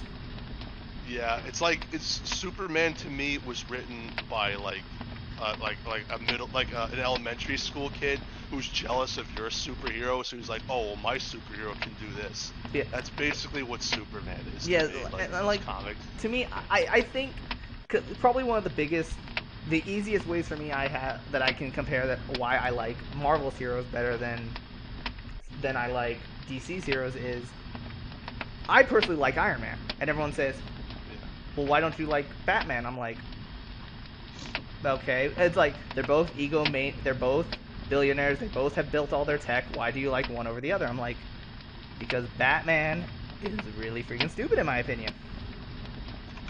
I mean, what's funny is that Batman was the only DC property that meant anything to me, and that was about it. Like, I don't hate the other DC characters at all. I'm just saying that that's the only franchise from DC that really spoke out to me, Yeah, see, and for that me was it was the basically opposite. about it. I didn't like Batman just because to me it was like, okay, yes, I understand. He used all of his parents' money to build his tech, just like Iron Man did, and as a result, he is using his tech to essentially guard his city. Same thing as Iron Man. Pretty close. They're pretty close to being cut from the same cloth if you look at them with a non-cynical eye.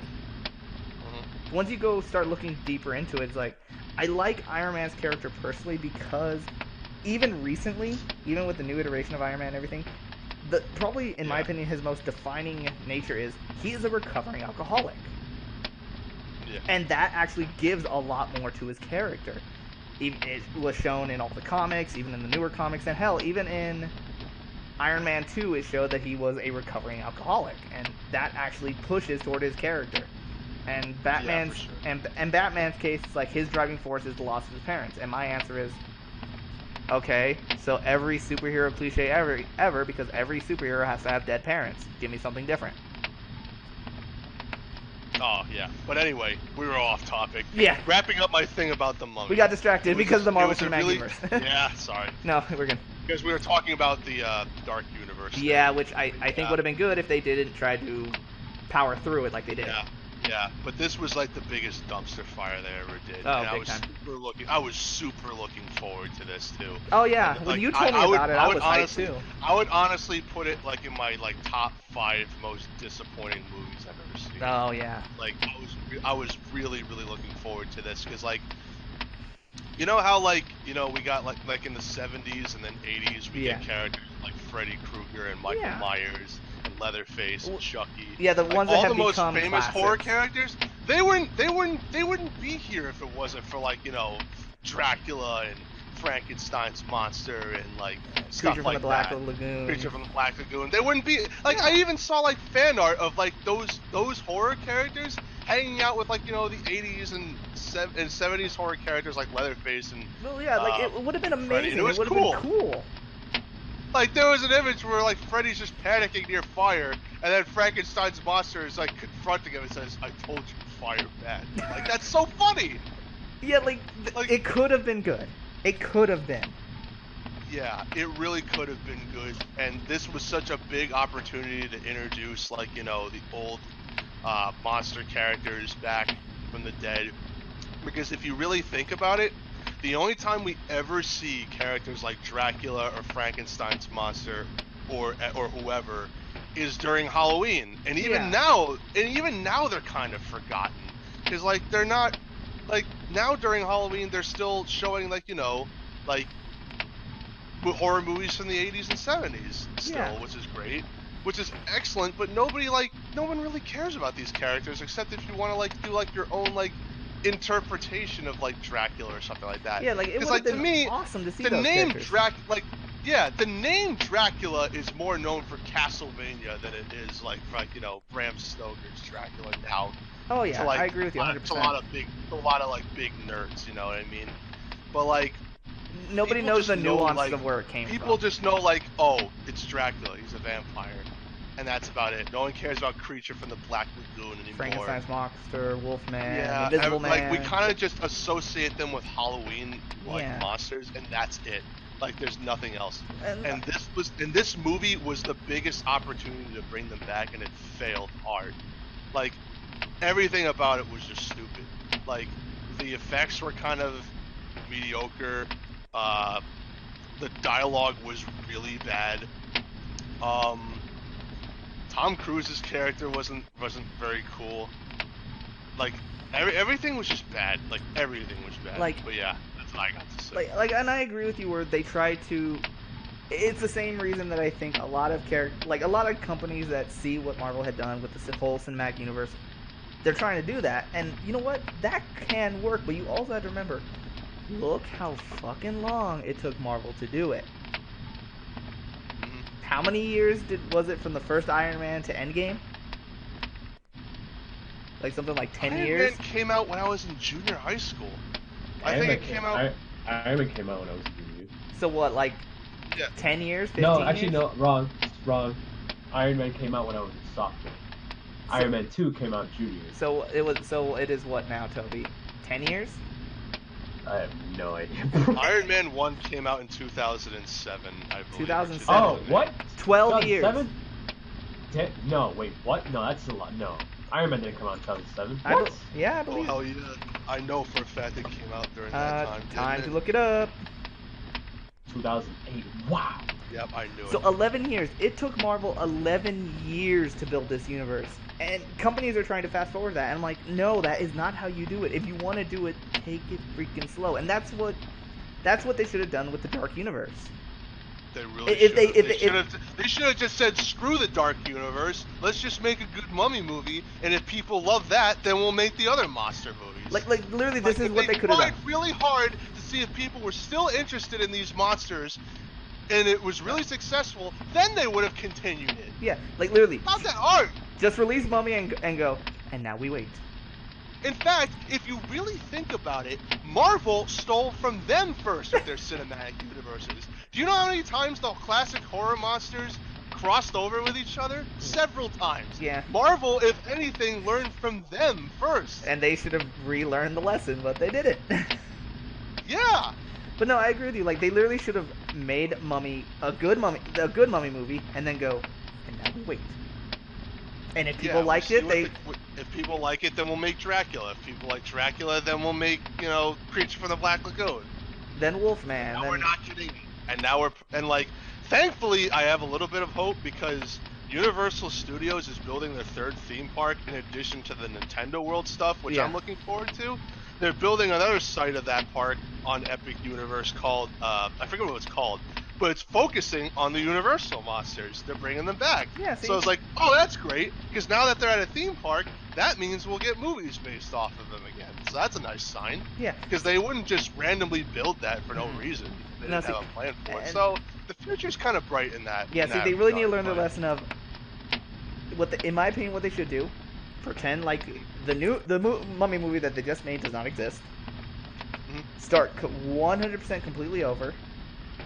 If they want to Yeah. start again with Mummy, that's fine. But in my opinion, this is what they should do. They should pick one of the original classic monsters that is probably the most well known. So in my opinion, Yeah. either Dracula or Frankenstein's monster, one of the two. I Because those would- two are I would the choose- most known. I would choose Dracula if it were up to me, because he's because like out of all of them, he's by far the most well known. Yeah, like I said, one of But- those two because they're pretty even. They're 'Cause pretty people damn just close.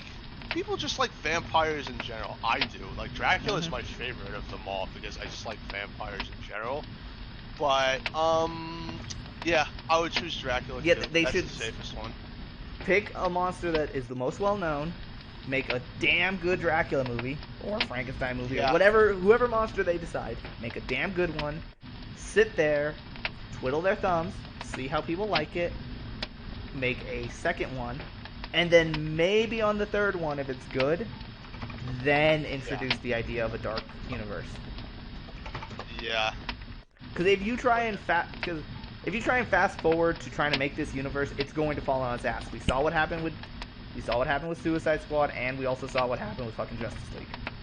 The entire DCU was just a mess. Like, all the movies were either mediocre or just bad. Well, Like, excluding a It started few. with Man of Steel. I thought when I first saw that movie, I thought it was okay, but now I think it sucks. Yeah, see, there are a few outliers though for the DC cinematic universe. Wonder Woman's an amazing one. Wonder Woman. Wonder Woman was overrated in my Wonder opinion. Woman was I liked overrated. it. I liked it, but like I just didn't like it as much as everyone else did. It's just everyone was going crazy over it because women. I mean, I liked it. Suicide Squad was garbage. Let's be honest. It was garbage. It was. I'm not gonna say anything. The only thing that was good about Suicide Squad, Will Smith.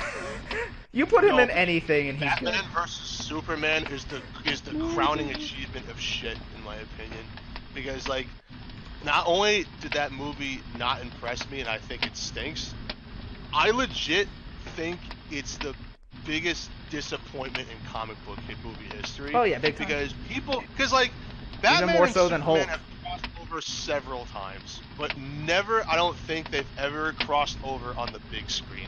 And this was the first time they've ever done it. Yeah. It was so bad. Oh, it was horrible. It was horrible. But like I said, the DC, and I've said this a lot of before we go back to our talk of our favorite horror movie, since we just did our meh horror movie. I agree. What I think DC should do, stop 100% right now, wait a few years, and completely start over. I just said they should just keep making solo movies, because Shazam and Joker are actually... Oh, yeah. I saw Joker, and oh my god, I love Joker. I had more fun with Shazam than I thought I was, because really? I didn't really care about... Yeah!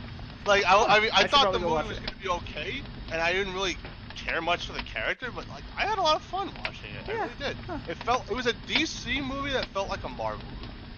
I may have to add to the list. Anyway, let's stop talking. Anyway, let's stop talking about comic book movies. That's not a good thing, though.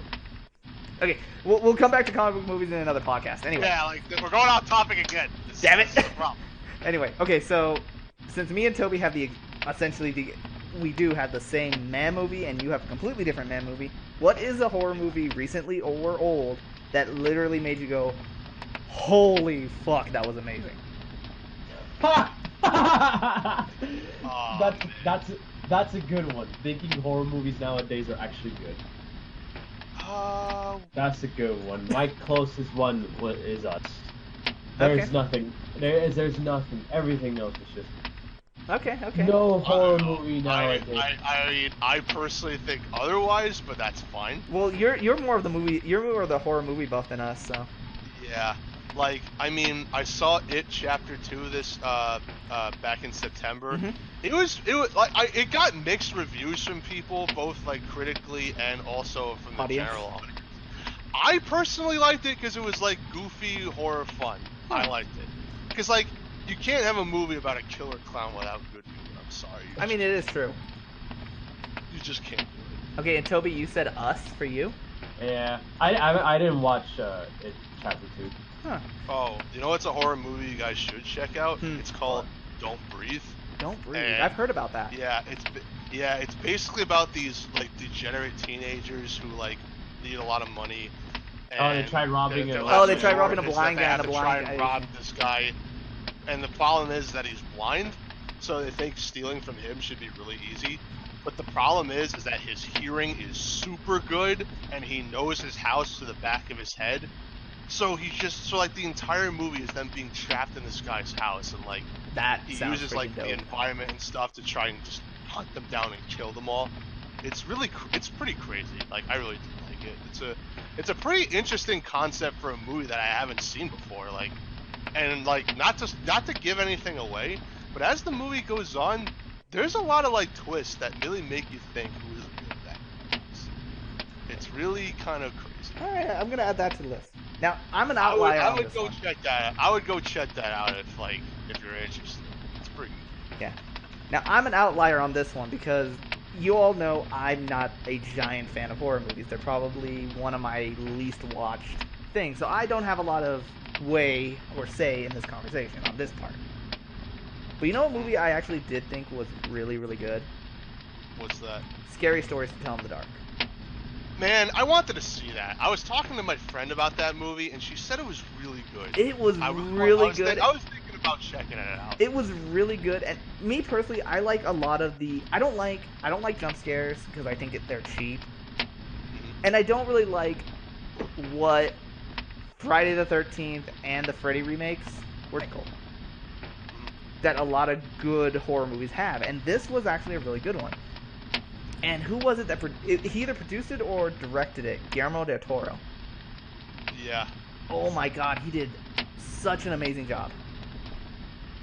Like, it was so good, and how each story was like kind of a twist on the old classics. If you've ever read the book, like, it was so good, and how each story was like kind of a twist on the old classics. If you've ever read the book, ever read the stories from Scary Stories to Tell in the Dark, they pull nearly directly. I think there's only like one that was an original story. One or two that were essentially original stories for the movie. But the ones that they pulled from, they actually made a really awesome spin on it. And I liked it. And I loved those books when I was a kid. I read them to pretty much cover to cover any chance I got. But the movie was so freaking good, and I highly recommend it. You know, one of my favorite horror movies that came out not long ago was Halloween from 2018. Really? That was honestly one of the most fun horror movies I've ever watched lately. Like, if you're a fan of the original from the 70s, you'll Yeah. like this one. You might not like it as much as the first one, but It's man, hard to top the first. It's hard, but like it's really fun. Like Huh. it's such a fun, scary movie. And there's a scene in this movie that is just so crazy, like how the way they shot it. Yeah. Like, yeah, there was a scene where like Michael Myers walks around, and then he walks into this old lady's shed. He picks up a hammer, and then he walks inside, and this lady's making a sandwich, and then he bashes her head in with the hammer like from behind the door. And then he picks up his kitchen knife that he's always had. Yeah. Walks outside. He goes into this other person's house, sneaks up behind her because she's looking out the window, grabs her by the hair, and stabs this knife through her neck. Like, and that was all shot by one take. Really? That was like, all in one fluid show? That was all in one fluid take. Holy the whole crap, thing. that's cool. And I'm like, what a great shot. Oh my god. Like, and like you said, you don't like jump scares. There's really not a lot. I can't really remember if there were any in this one. Like the whole thing was just suspenseful. It was like Michael walking around and he's like in the background, just like in the original. It was so cool. Like it was a good movie. Yeah, I would recommend that one too. Yeah, because see, for me, I saw the Rob Zombie remakes and I thought they left a very bad taste in my mouth for Michael Myers. Because what I loved about the original, and you may agree or disagree about this for the original, specifically one. They didn't give any background to Michael Myers. They didn't give anything to him. Nothing. Literally, the establishing shot of you knowing that Michael Myers is the killer and he is deranged is literally the first 3 minutes of the movie of him going into the kitchen with no dialogue at all. Literally him going into the kitchen, getting his knife, going up to his sister's room, stabbing her as she's getting ready, and then going downstairs and seeing his parents come back from dinner. And the only dialogue is his parents. That was the original. Yeah, that was in the original. You don't even that's all you needed to know. Right? And that's all you needed to know, that he was deranged and had a tendency to murder and who he was. You didn't need to know anything else. You didn't need to have a reason for anything else. And it set up Michael Myers beautifully as a character.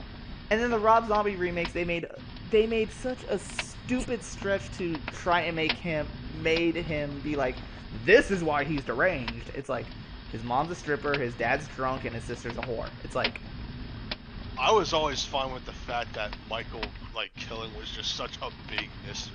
yeah, like you didn't need to do that, in my opinion, to make us One know thing, that Michael is deranged. It's like literally just one that initial like 3 to 5 minutes in the original Halloween was more than enough. one thing I always like to say to people is that sometimes the unknown is Oh yeah, scary. yeah. The You know what unknown is I scarier mean? than what you actually know. Sometimes I just think like just not knowing what something Mhm. is. Like I remember there was a scene like in Kong's and the Peter Jackson King Kong where they're like stuck like in this gorge and like all these giant insects are like coming to go get these people. And then all of a sudden this big like crab or spider leg thing comes out of this hole, stabs the guy through his body and yanks him into the hole and we never see that guy ever again. Or I the was like, creature. see, I'm like, we never see what that thing is other than its arm. And it drags the guy into the hole and he dies and we never see him again.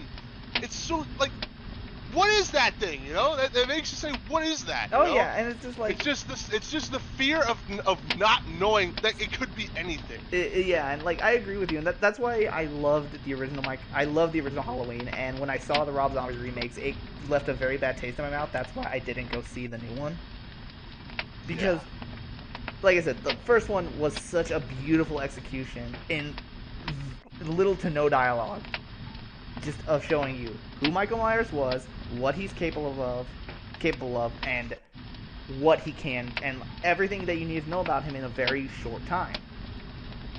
And then the Rob Zombie remakes are like, this is why he's deranged. He's unstable. His mom's a stripper. His sister's a whore, and his dad's a drunk and abusive. It's like, okay, we didn't need to know any of that. We don't care about any of that. And it was so stupid to me. And I don't know if Toby disagrees or agrees with me on that front, I didn't watch the 2019 movie. or It's the Rob Zombie one. it's a good one. It's a good one. I can tell you that. Huh. Then I might have to go see that because just like I said, the Rob Zombie one left a very bad taste in my mouth. And when I heard that they're remaking Halloween, I'm like, oh great, here we go again. They're gonna be like, this is why he's the way he is. And I don't know. That just left a very sour taste in my mouth. Okay, so what about You guys have any? Oh yeah, go ahead. no? Tony. Go for it, Mark. No. It's a completely different topic. Okay. Like I don't think we asked. Yeah, I'll wait for Toby to talk and then I'll remember mine. So what was it? What was it?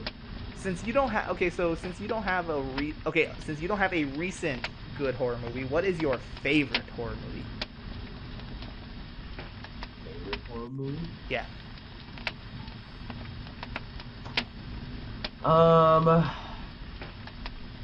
Tough. My favorite one would have to be. It was it was one that was a long time ago.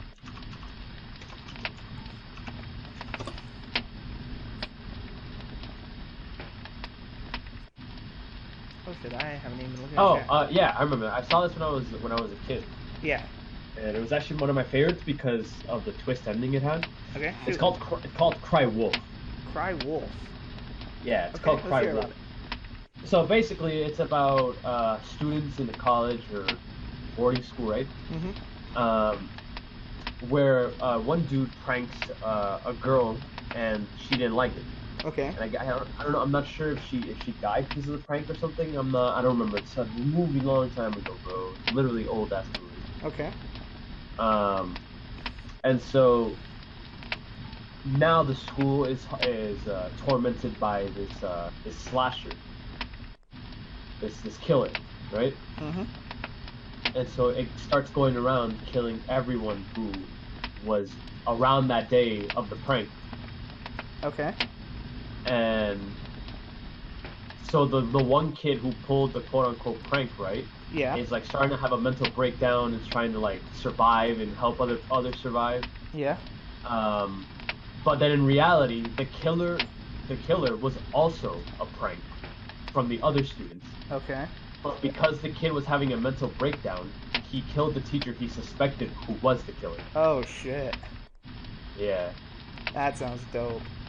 And it's a really good movie, but it's old. It's a 2005 movie, but I still remember it like like the back of my hand. It's a really good movie. I watched it first when I remember I had DirecTV and they were showing it on Stars.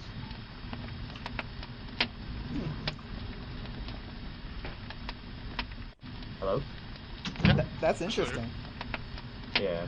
That's basically it. So, Mark, your absolute favorite. My absolute favorite horror movie? Yeah, you're the horror buff of the group.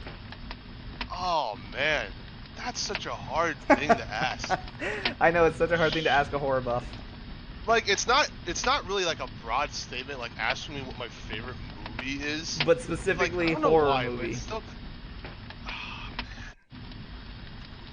Oh, man. Boy, oh boy, oh boy. Now, if we're just talking straight up scary movie and not like horror comedy, The seed of Chucky. Oh god, let's not even go there. oh man, not that. I'll get into Chucky later. We can actually But not we can now. discuss the But horror. like, if we're monsters talking later. about just pure scary movie, I would have to say either Halloween 2018 Okay. or Nightmare on Elm Street 3. Oh, Because like, what? Isn't that Dream Warriors? Dream Warriors was fun. Ah, Dude. yeah. Like, because like that was like vintage Freddy Krueger, where like it was about like this group of group of teenagers where like they wanna stand up to Freddy and stop him from like killing everybody. So like they try to like have their own personas in their dreams to try and fight him off, but they all fail miserably, and they just die the most gruesome and horrible deaths imaginable. There is a death in that movie that like defines Freddy Krueger. Oh yeah. Like, there's a kill that Freddy does in this movie where like there's this one kid, he's sleeping in a bed, and all of a sudden his tendons come out of his wrist. Oh, and I his remember feet, that scene. And they rise up into the sky, and then it zooms out and it shows Freddy walking him around like a marionette puppet. And then eventually he comes off the ledge, and then he cuts the strings with his finger, and he falls several stories to his death. I remember that one. That is one of the coolest horror movie kills I've ever seen in my life. 1000% Like, agree. this is why Freddy's the best, man. Because like, I mean, he's got like being able to kill somebody in your dreams pretty much gives you any opportunity. It's just so cool. But like, I would say it's probably one of those two. Because like Halloween, just because of Halloween 2018, because of how the way it was shot and how faithful it was to the original. Yeah. And Nightmare on Elm Street 3, just because of how creepy the imagery is. But as far as I'll get into like more of the horror comedy aspect later because if we do include horror comedy, my favorite one is definitely Shaun of the Dead. Okay. Like I love that movie so much. Okay. So for me, my absolute. No. Well, actually, no. Keep going. I'll sit after you. No, go for it. I haven't started yet. No. It's a different topic. Okay. It's a topic what we're talking about, but it's a different question. Okay. For me, Nightmare on Elm Street 3 Dream Warriors does hold a very, very special place in my heart because it is such a good one. But my absolute favorite horror movie has to be the original Halloween. Yeah, that's a good one to say because because 3 holds a special OG place, Halloween. But the original Halloween, especially the cliffhanger ending of you seeing Michael take 6 shots to the chest, fall out of the window and into an empty pool. It pans away to Laurie, and then it shows the doctor going back to it and him pretty much saying evil is still alive, and Michael is completely gone. Yeah, they call him I remember there was also a scene where Laurie was talking to the kids. Is like, did you see the boogeyman? Yeah, like just that. So many iconic moments. That ending of the original Halloween is so good and emphasizes Michael to such a degree of is he true? Like in my opinion, is he truly a man? Because he took 6 shots from a revolver to the chest, fell out of a 2-story window into an empty fucking pool, and gets up and walks off. Yeah, like straight up, like if you're a fan of the OG Halloween, don't think about Rob Zombie or any other sequels. Just watch that. Watch 2018's Halloween. It's a it's very faithful Okay. to the original. Yeah, because Very much so. that was the reason I skipped it, because I saw both the Rob Zombie Yeah, and I I hated can it. promise you. I can promise you, it's nothing like that. Okay, then Which yeah, one's the Rob Zombie one? the one where they try to define why Michael is deranged. Literally, the first one is the prequel to Halloween, where it literally explains why Michael is the deranged child he is, of Michael's mother being a stripper, his dad being abusive and drunk, and his sister being the town whore. And Oh, you're talking about the one where like Laurie's like a teenager. yeah, the Rob Zombie remake, where literally they try to explain why Michael is the deranged child he is and how he grows up to be Michael Myers. Yeah, and there was this one scene where the kid like he's walking like in like a grassy field, and then the Halloween theme starts playing for no fucking reason. Yeah, like it's really dumb, really stupid, and I hated the Rob Zombie remake. But I understand why you do, but like, I mean, you gotta like. I but would highly if two, recommend this I'm one. gonna take it on the word of a horror buff that if the 2018 Michael Myers is very faithful to the originals, then I have to see it, because Halloween You really 1 should see it. is my all-time favorite horror movie. I just love the atmosphere. I love how from start to finish, I love it. I love how they introduced Michael. I love how Michael goes about his killings. I love how he is both, in my opinion, he is a very good mix of both a psychological and a gruesome killer. He's a mix of both, because there are scenes like the one where he chokes out the girl in the convertible and shit like that are very gruesome, and then there are scenes where he kills the lady and the girl in bed and leaves his sister's tombstone there to fuck Yeah. with the people. And then Oh yeah. where he dresses up, like where he also dresses up as the guy, he like kills him, pins him on the wall with a knife, and then puts a sheet over his body with the glasses to fool the girl. So Halloween 1 just has so many iconic scenes. yeah, like in my opinion, Michael in the original Halloween was a very, like, he danced on the line between a gruesome and psychological killer very nicely. Because in my opinion, if you go too far one way, you get Freddy. Where in my opinion, Freddy was a very good psychological killer. Yeah, he had very gruesome and noticeable kills, but bottom line is he was a very psychological killer. Oh yeah, fucked he with used like you. their greatest fears to like hunt them down. Yeah, he and stuff fucked like with that. you. Like, yes, he has Like- very noticeable kills, like the Fountain of Blood kill and the kill where he essentially is the convertible, shit like that. Yeah, didn't he kill Wait. Johnny Depp's character that way in the first movie? Yeah, I the think Fountain that of Blood. was it. Yeah, the Fountain Yeah, of Blood. yeah. Also, Wait, in who are we talking Nightmare. about? Freddy or Yeah, Michael? yeah, we're No, talking Freddy. about Freddy. Like, we're talking Oh. like essentially the spectrum that if you go too far one way, you hit Freddy Krueger's levels of psychological killer, and if you go far too much the other way, you hit Jason, who in my opinion is just a straight up get the job done, clean or dirty. Like You know- you you talk know- you know- about, yeah. Go You for know Freddy Krueger's most iconic kill? When he kills me in Dead by Daylight. it. Yeah. Agreed. There was one of the you talked about Freddy like in his psychological kills. Yeah. In Dream Warriors, I think there's a character who's afraid of bugs or roaches or something. Yeah. There's a scene where Freddy chops her breaks her arms with this like dumbbell that she's holding, and then her arms turn into like insect arms, and then like she turns into a roach, only for Freddy to like close in this box, only for Freddy to close the box in his hands, and it squashes her and she dies. Yeah, As an like- insect. Yeah, like I said, that's that is some psychological level shit. yeah. So that's why I said I think that's why I like Michael the most out of any of the 70s and 80s classic killers. Well, actually, let's just say it this way: the Universal monsters are monsters, and then what are known as the classics now, like the Freddy, the Jason, Chucky. Those are killers. Let's just leave it that way. They're straight up creatures, and then the guys we know now Are are killers. like they were humans at one point. Yes, so Like, that's how we're Freddy gonna make has that distinction now. supernatural powers, but he was human at one point. Yeah, so that's how we're gonna make this distinction. That way we don't keep crossing lines. So killers are the ones we know now. The monsters are the universals. Anyway, but no, that's why I think I like. Out of all the killers, I think that's why I like Michael the best, because he dances that line of both gruesome and psychological very nicely. He literally will stalk his prey.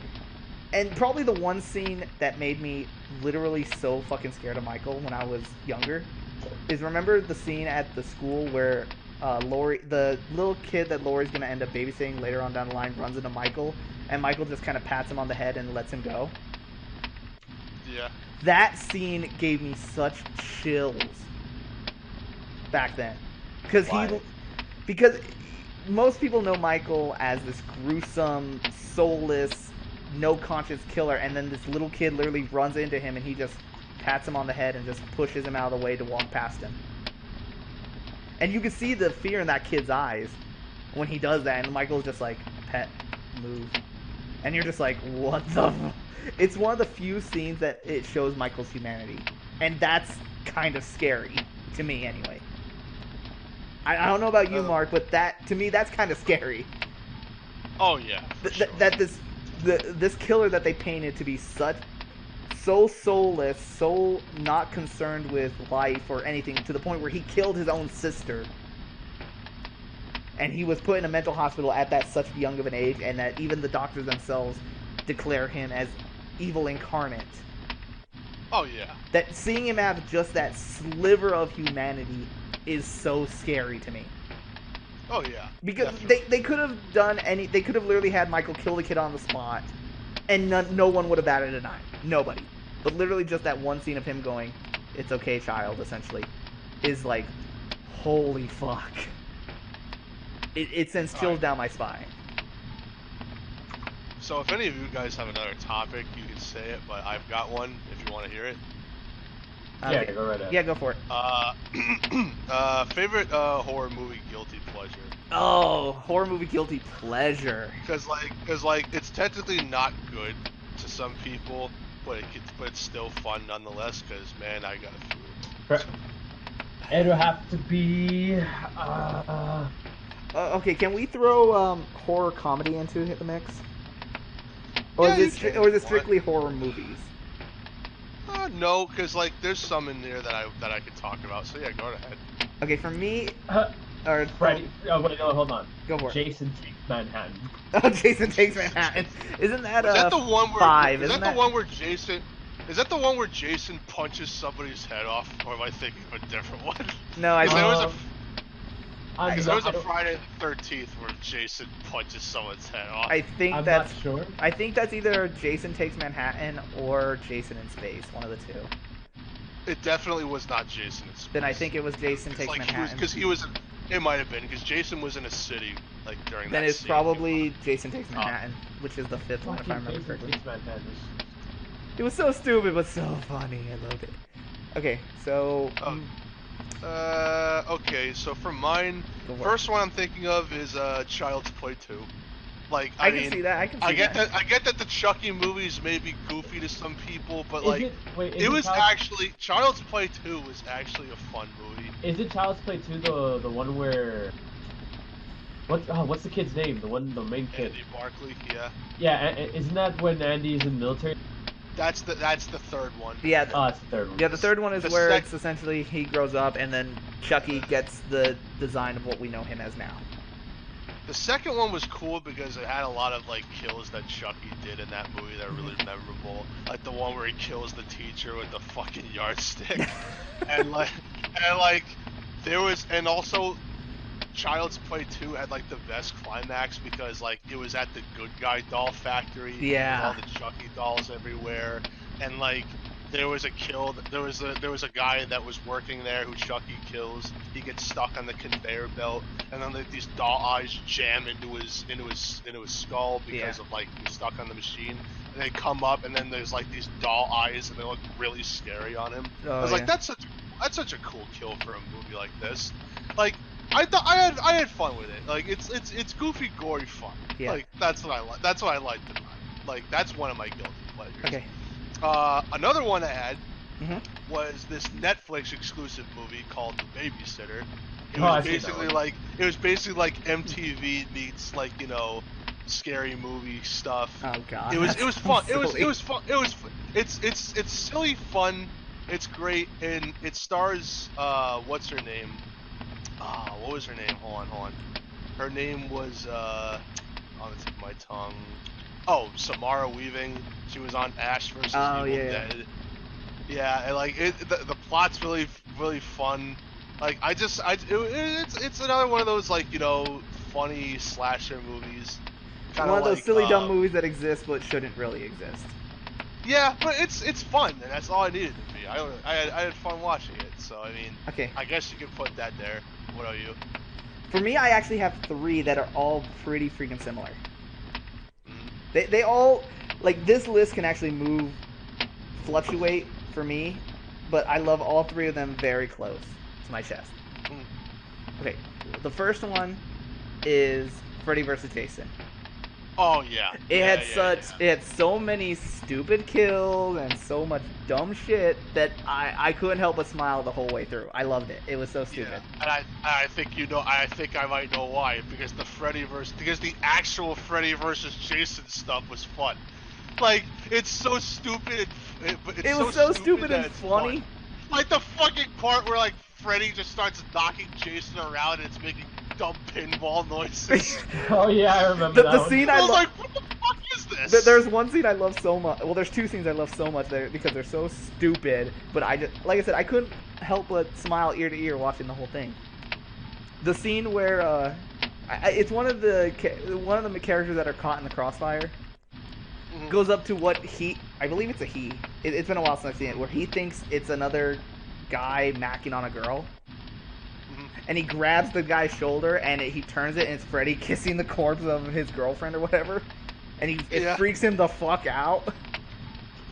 I yeah. remember that scene. That scene was so freaking funny. And then the scene where it shows Jason carrying Freddy's head, and then Freddy's head winks, and you hear Freddy's laugh. Yeah. It's Okay, so you know what my favorite scene in that movie is that's actually legitimately awesome? There was this scene where like these teenagers were having a wild party in a cornfield. There was a part where Jason gets lit on fire and it just starts slashing everybody like with his machete Uh-huh. while he's still on fire and I'm like, I've got nothing to say. This is fucking awesome. like I said, it is such a stupid movie. Like it isn't, in my opinion, yes, it's classified as horror, but it's not a horror. It's such a stupid, fun movie, and I love it. Also the scene where Jason kills somebody by bed. He Oh, snaps his bed. Oh yeah, isn't that Jason's first kill? He literally splits his bed like he And a bends his fucking bed. sandwich. yeah, just sandwich, human sandwich. But no, like That was I love Freddy vs. Jason. My other one is Zombieland. oh man, the most recent one was good. I haven't Like seen if you Double like Tap. I have not seen Double Tap, so don't spoil it for I'm me. not gonna spoil. I'm not gonna spoil it, but the only thing I'll say is that it's fun.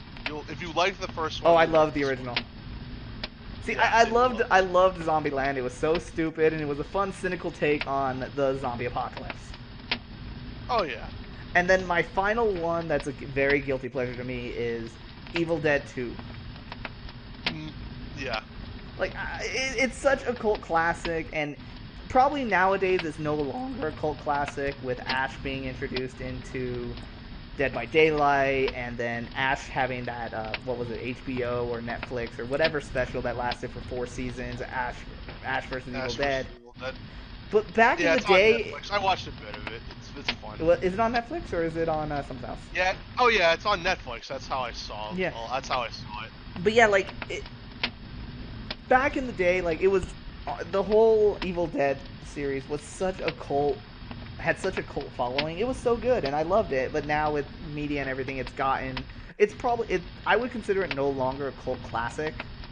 It's Mhm. more well known. It's not as well known as Freddy's or Friday the 13th or nothing like that, but it is still more well known than what it was, say, 10 years ago.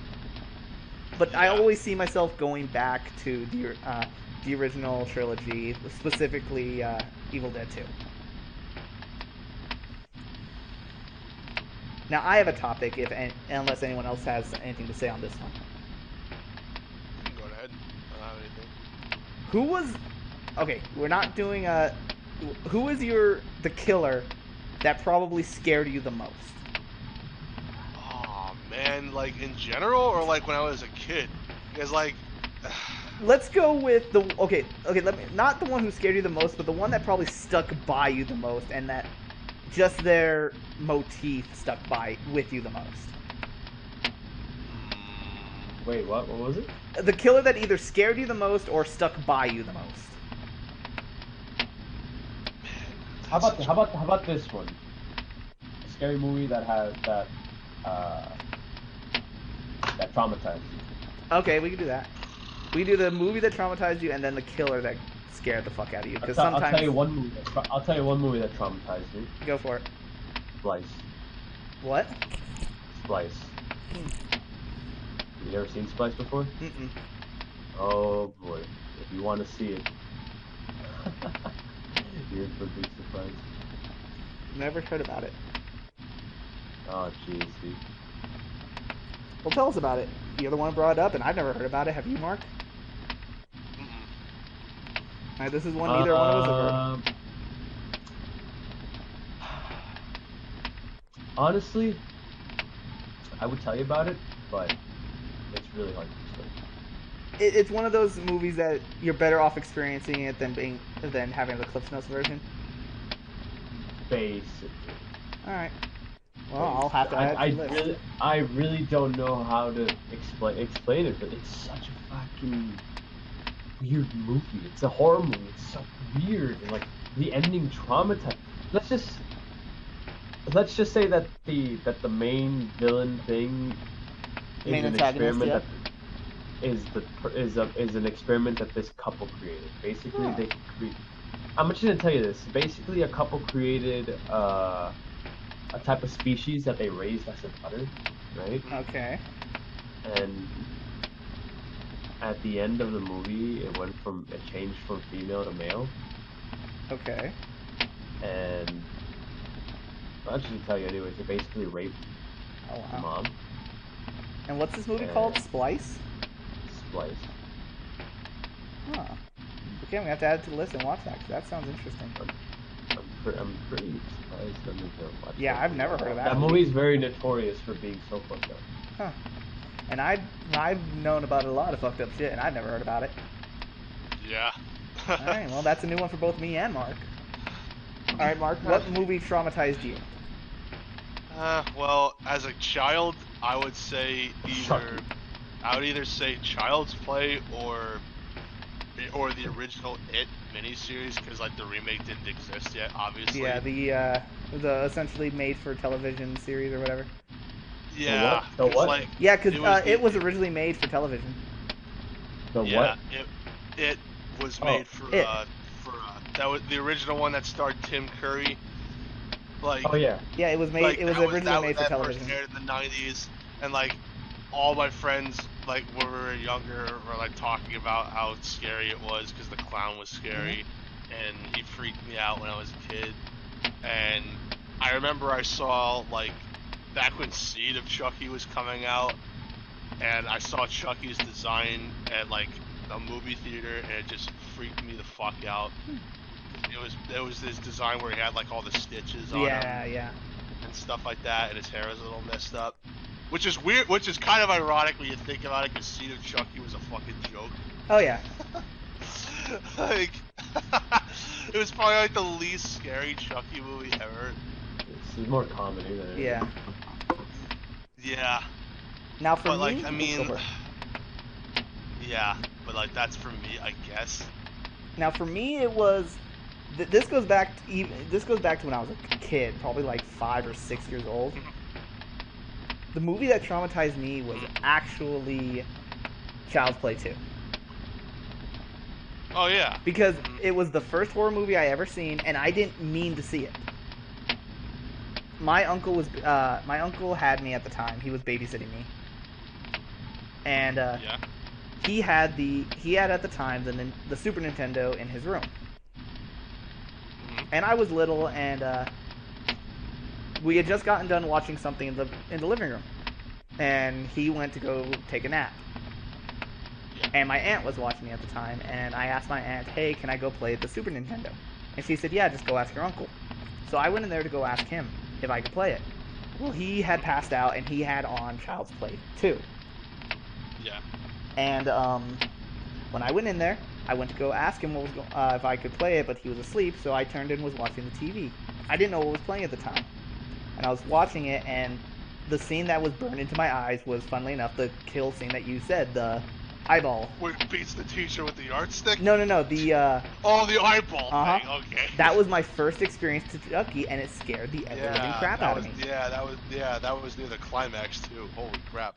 Yeah. You came in at a bad time. Yeah, I walked in, and that was essentially the scene I saw: the guy on the conveyor belt and the eyeballs being gouged into his head, and that traumatized me for a long time. And I was scared shitless of Child's Play and Chucky, and for probably until I probably turned about 14 or 15, I never saw a Child's Play movie because of what I had seen when I was little.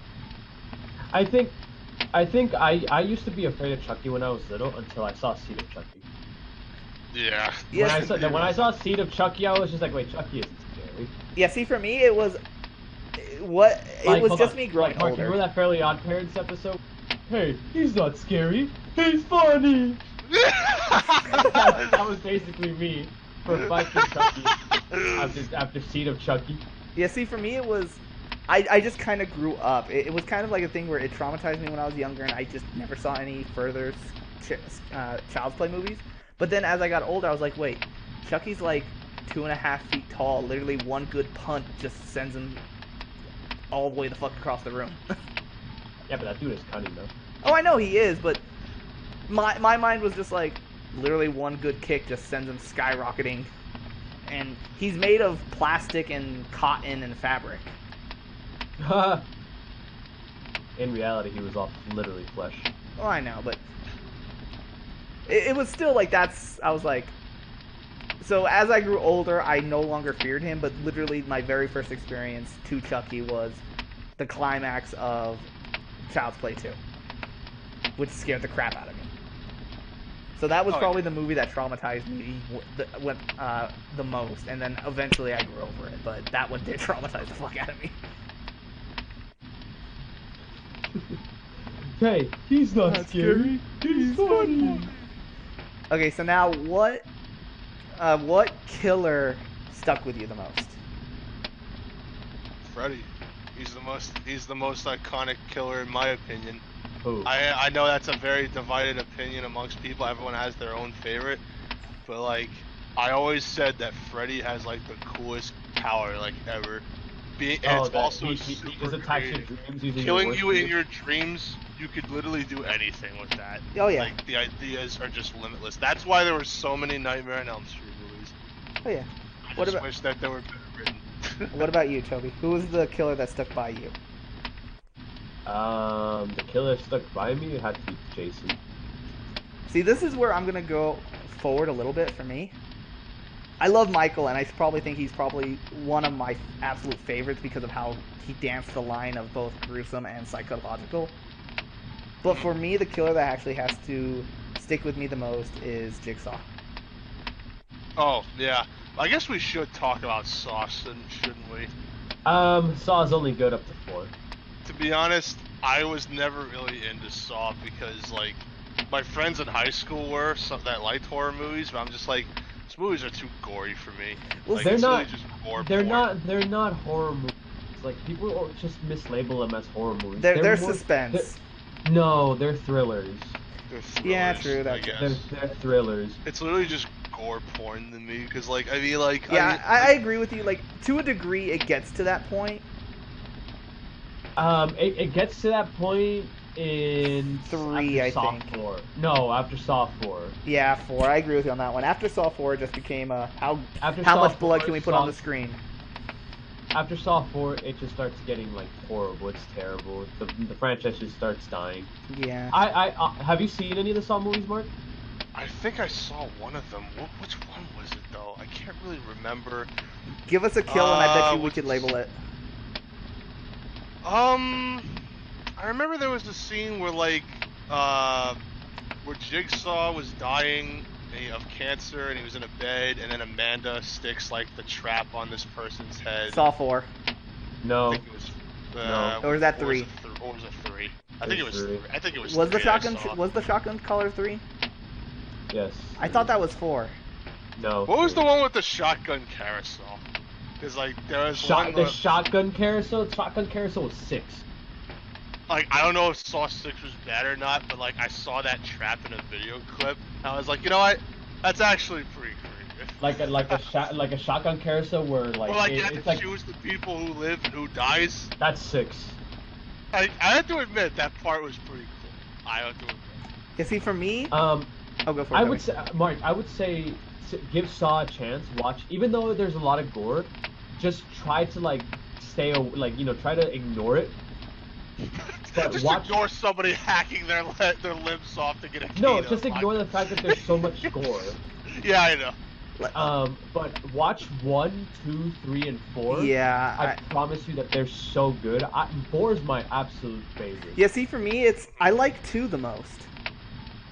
Nah, 2 was actually the one that kind of fucked my brain. Really, I like 2 the most. The idea of the essentially the reason, for me, the reason the escape rooms exist now,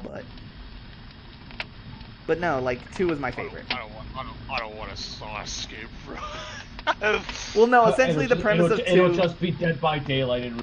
Yeah, essentially the premise of Saw 2 is Jigsaw captures 6 people, and they all essentially have to go through their own personal traps to escape together, but none of the 6 people know each other, and they're all assholes. So it literally shows the fact that literally all 6 of them end up getting themselves all killed because they're all assholes. What? All but Amanda. What? What? What? That's not Sauce 2's presence. Oh, I mean, that's how I partially remember that. No. Each one had their own trap. No. Saw 2. Okay. Saw 2 basically is Jigsaw traps a group of people that were arrested by a certain cop that he was trying to test. And they're trapped in a house that is pumping nerve gas into their system. And to get a cure, they have to do a certain test. And then, depending on whether or not they fail, they either live or die. What you're thinking is probably Saw 5 or Saw 7. I don't remember. All of them blur together, but I do remember 2 was my favorite just because of the premise of all of the nonsense that it was. But it was still a good one. I like Saw 4 because of that twist at the end. Yeah. Okay. Also, this is my personal unpopular opinion. I think Amanda is fucking hot garbage as an apprentice. Amanda Young. I honestly think she is hot garbage as Jigsaw's apprentice and successor. She is. Yeah. Because I can't explain because like I never really saw like. Essentially, okay, the Amanda we know now is from Dead by Daylight. Obviously, is Jigsaw's apprentice and later successor. Yeah, that I know. No.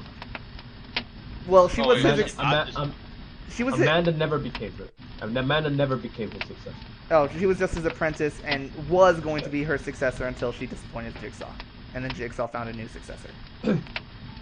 But regardless, Amanda, how Jigsaw, all of his traps that he ever created for the people were to teach the person a lesson to change how they have become, or change what they were. No, Riku, you don't understand the motives of Jigsaw. He was trying to teach them all a lesson. Jigsaw tests his people to test their will to survive, not to change them. Because people nowadays, what Jigsaw sees that people nowadays don't appreciate the lives that they have. After what he's been through, he's testing people now on their will to live, not because of their crimes. Well, not all of them were about their crimes, because I forget which one it was, but he was testing that cop, and essentially the watered down version of it is he was testing the cop because the cop was reckless and constantly essentially busting in without thinking of the consequences, and wasn't like the final trap as a result of him doing that killed his partner. Yeah, and so again, Daniel, that wasn't his test.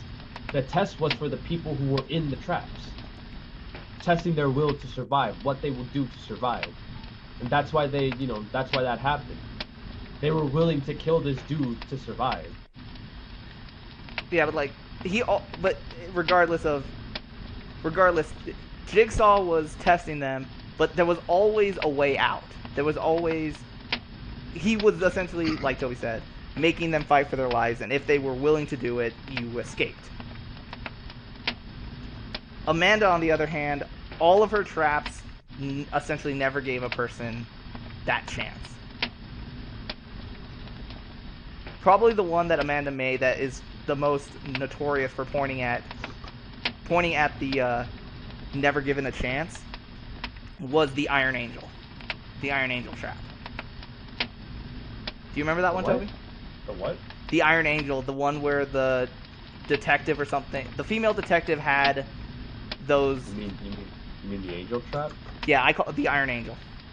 The one that ripped your ribcage out. It's the angel trap, just the angel trap. Oh, well, anyway, essentially, Mark, what the trap was is there were things that were surgically put into this person's chest, attached to their ribs. Mhm. And essentially what you had to do was unlock the locks and get out of it before it ripped your ribs out. Yeah. Well, Oh, I remember. Oh, yeah. well, the person succeeded. She got all the latches out, but because they were surgically put in, she couldn't actually get out of the thing. Oh. So, despite the fact if it was Jigsaw's trap, would have succeeded, because Amanda created it, she failed. She was doomed to fail regardless of what she had done. Yeah. And that's why a lot of people point that they are glad that Amanda never became the successor of Jigsaw. Because all of Jigsaw's traps, you could escape. Mhm.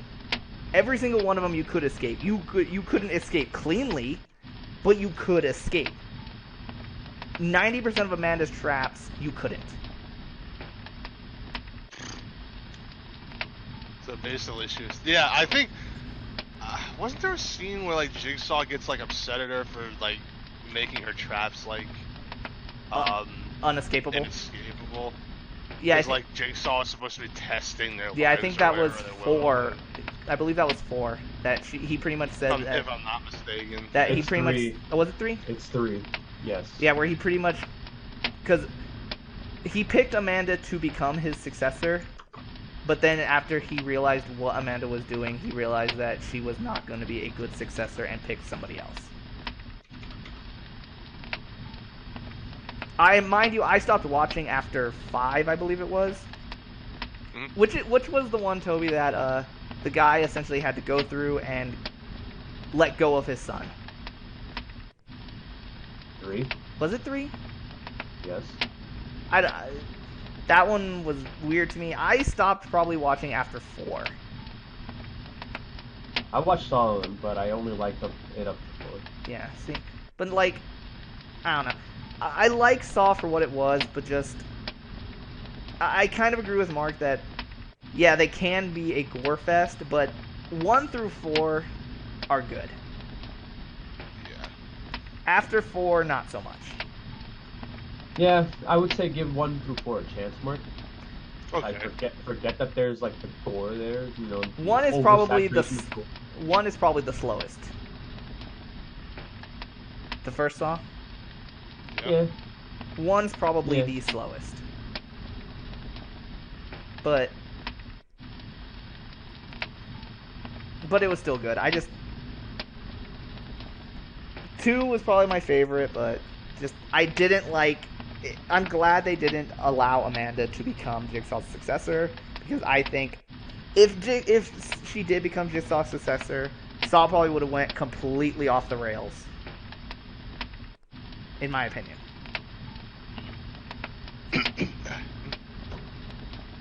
So let's see. We talked about our favorite horror movies and our favorite horror games, and a lot of the horror movie things that either stuck with us, traumatized us, or just made us go, eh. And now specifically Saw. Yeah. What else can we talk about? There is one that I kind of want to talk about, but I think Toby might have similar stories that I have. Huh? What is What is your favorite folktale? Like horror folktale? Oh man, I'm a sucker for Bloody Mary. What can I say? Okay. What about you, Toby? Oh, speaking of Bloody Mary, Hmm? another a guilty pleasure horror film would have to be Paranormal Activity for me. Oh yeah, that is a good one. I completely forgot. I forgot Paranormal Activity was a thing. I think until up to Paranormal Activity 3, I think that's where I cut the line of guilty pleasure right there. Yeah. Mhm. 1, 2, and 3 were actually the ones I liked the most. I think 2 was the worst though. Okay. Give me a second. Yeah, go for it. So Bloody Mary for you, huh? Yeah, it was always a scary story that I heard when I was a kid that was like freaked me out. Give me a So second. And yeah, go for it. I heard it at a very young age. So naturally, I was just so scared to look in mirrors all day and not say it. When was the first time you heard the apparently, story of Bloody Mary? I don't even remember. It was when I was a kid. It was very young. But like, I heard it at a very young age. And apparently Universal likes the folk tale too because they used her like as like the theme of that year, like for folklore stories. I forget what year Halloween Horror Nights used Bloody Mary, but I think it was like 2008 maybe. Yeah. Oh, God, that was a long time ago. Oh yeah, it was a long time ago. It's fucking 11 years. Gee. God, it feels like we talk about 2008, and I feel like it's like, oh, it was just around the corner. No, But no, that shit was it's over 11 10 years ago. old. 10 It years doesn't ago. feel that long ago, does it? Mm-mm. It doesn't, dude. But then when you look at it, bro, it's like, oh yeah, it happened in 2008. Iron Man came out in 2008, and then it's like, bro, 2008, almost a decade ago. No, already like half a decade, like just past a decade. Yeah, man. 11 years. Also, did you Like, switch to your God phone, damn. Toby, or something? Yeah, do I sound weird? Yeah, just a little bit, but you're good. You going somewhere? No, I just wanted to lay in bed. My back was killing me. Oh, no biggie. Okay, what about you, Toby? What is your favorite folktale, horror folktale?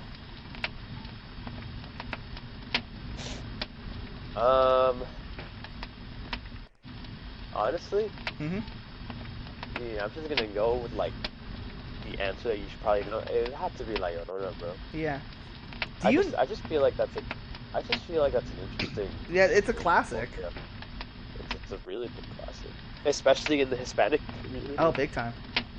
I grew up knowing about the story of La Llorona. Do you know Yeah. the story about La Llorona, Mark?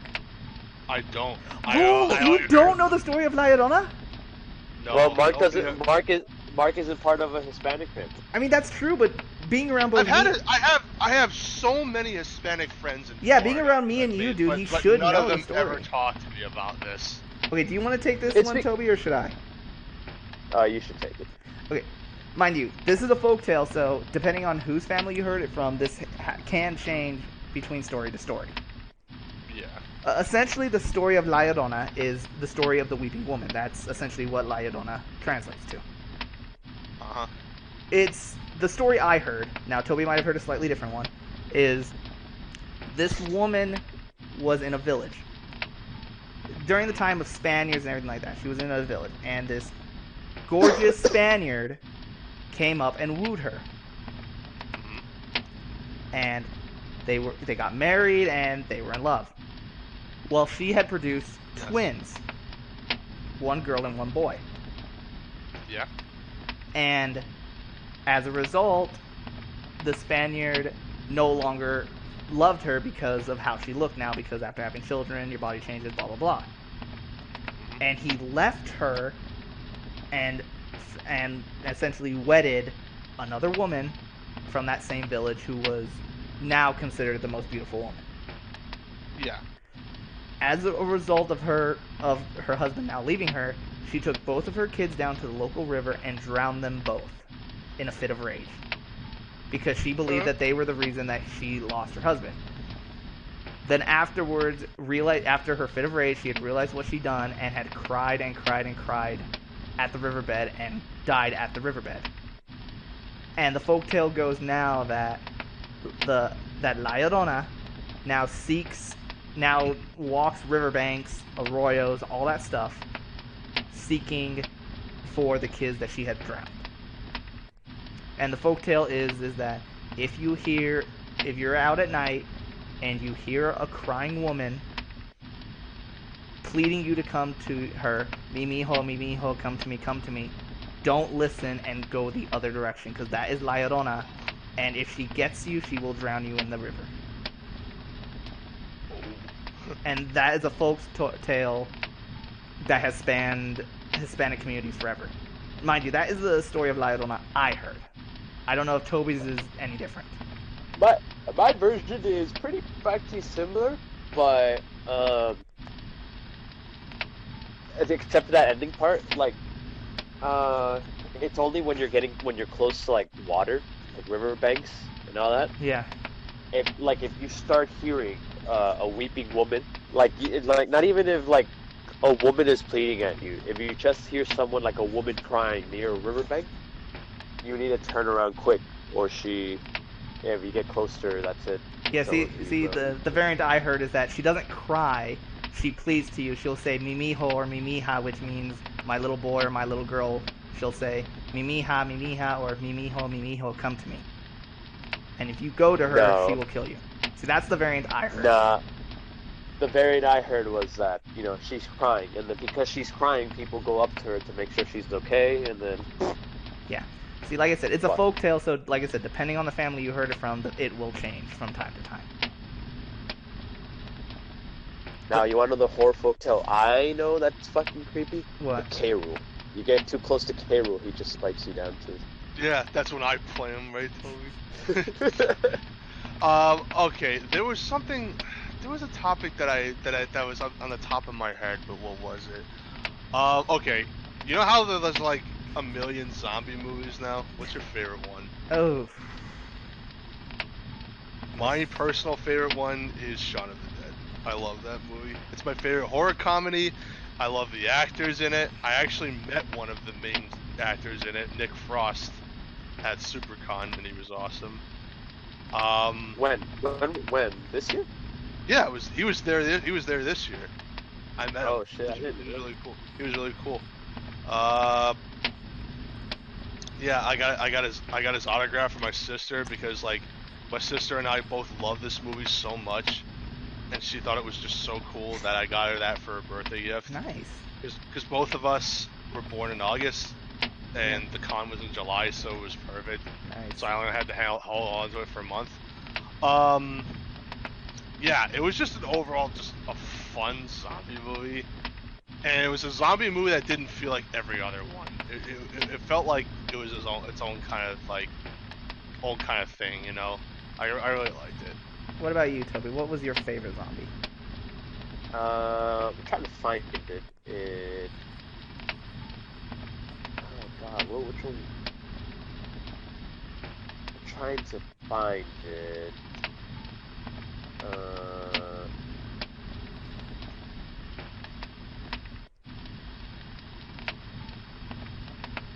fuck, dude. It was it was a zombie movie that I remember. It was I remember a scene where this zombie throws like a gas fire, whatever, Yeah. to a car and it blows up. Fuck. Hold on. Well, while you're thinking of that, I'll say mine. Yeah. Mine is 2. Evil Dead 2, obviously. And as weird as it is, I really liked Resident Evil 3. You like the actual Resident Evil, Just 3 specifically. live action movies? I don't like them for Resident Evil movies, but for zombie movies, they're pretty funny. They're kind of one of those movies that you have for a cheap chuckle. Like, if you pretend that they're not they're not a Resident Evil movie and they're a zombie movie, they're pretty funny. Anyway, do you think of what yours is? I'm just still trying to find it, dude. Hold on. Because then I want to do. Because then I want to do one more topic, and then I think we'll call the podcast for tonight because it doesn't look like Megan's going to show up. Okay. Hold on, it's And then I know supposed Toby's to. probably gonna go to bed. And Mark, if you want to Yeah. play something, we can. We'll see. It's oh god, which one was it? For fuck's sakes, dude. Oh.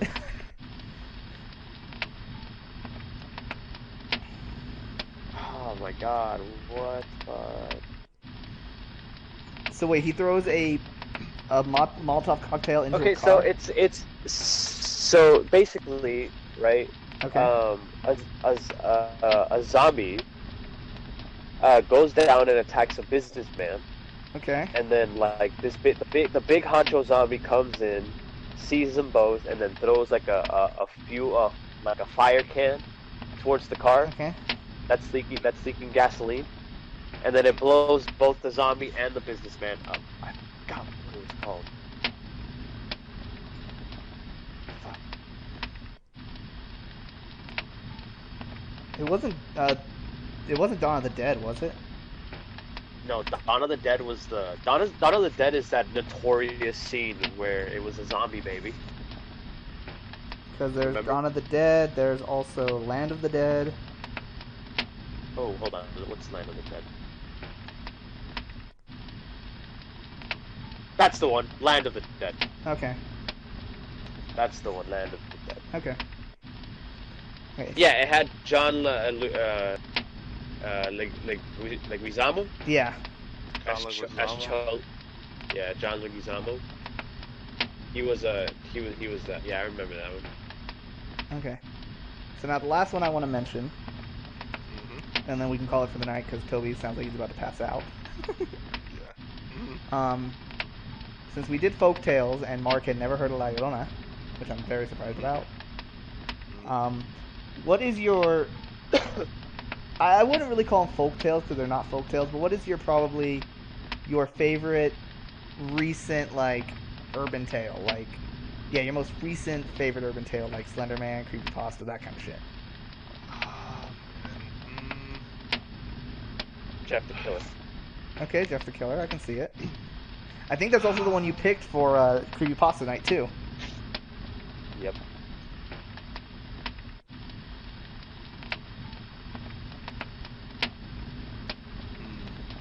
What was an urban legend that I was like super into? I'm not really. You know what? Not come to think of it, I'm not really sure. I haven't really like. That's something I really never thought of. That's kind of odd. Hmm. Hold on a second. Wait. Yeah, that was weird. Sorry about that, guys. No, you're good. That's okay, man. Yeah, but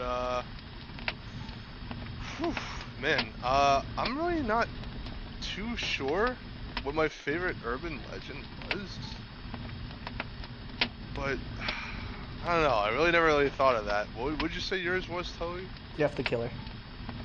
Jeff the Killer. What about you, Riku? Uh mine are two, and funnily enough, both are video game related.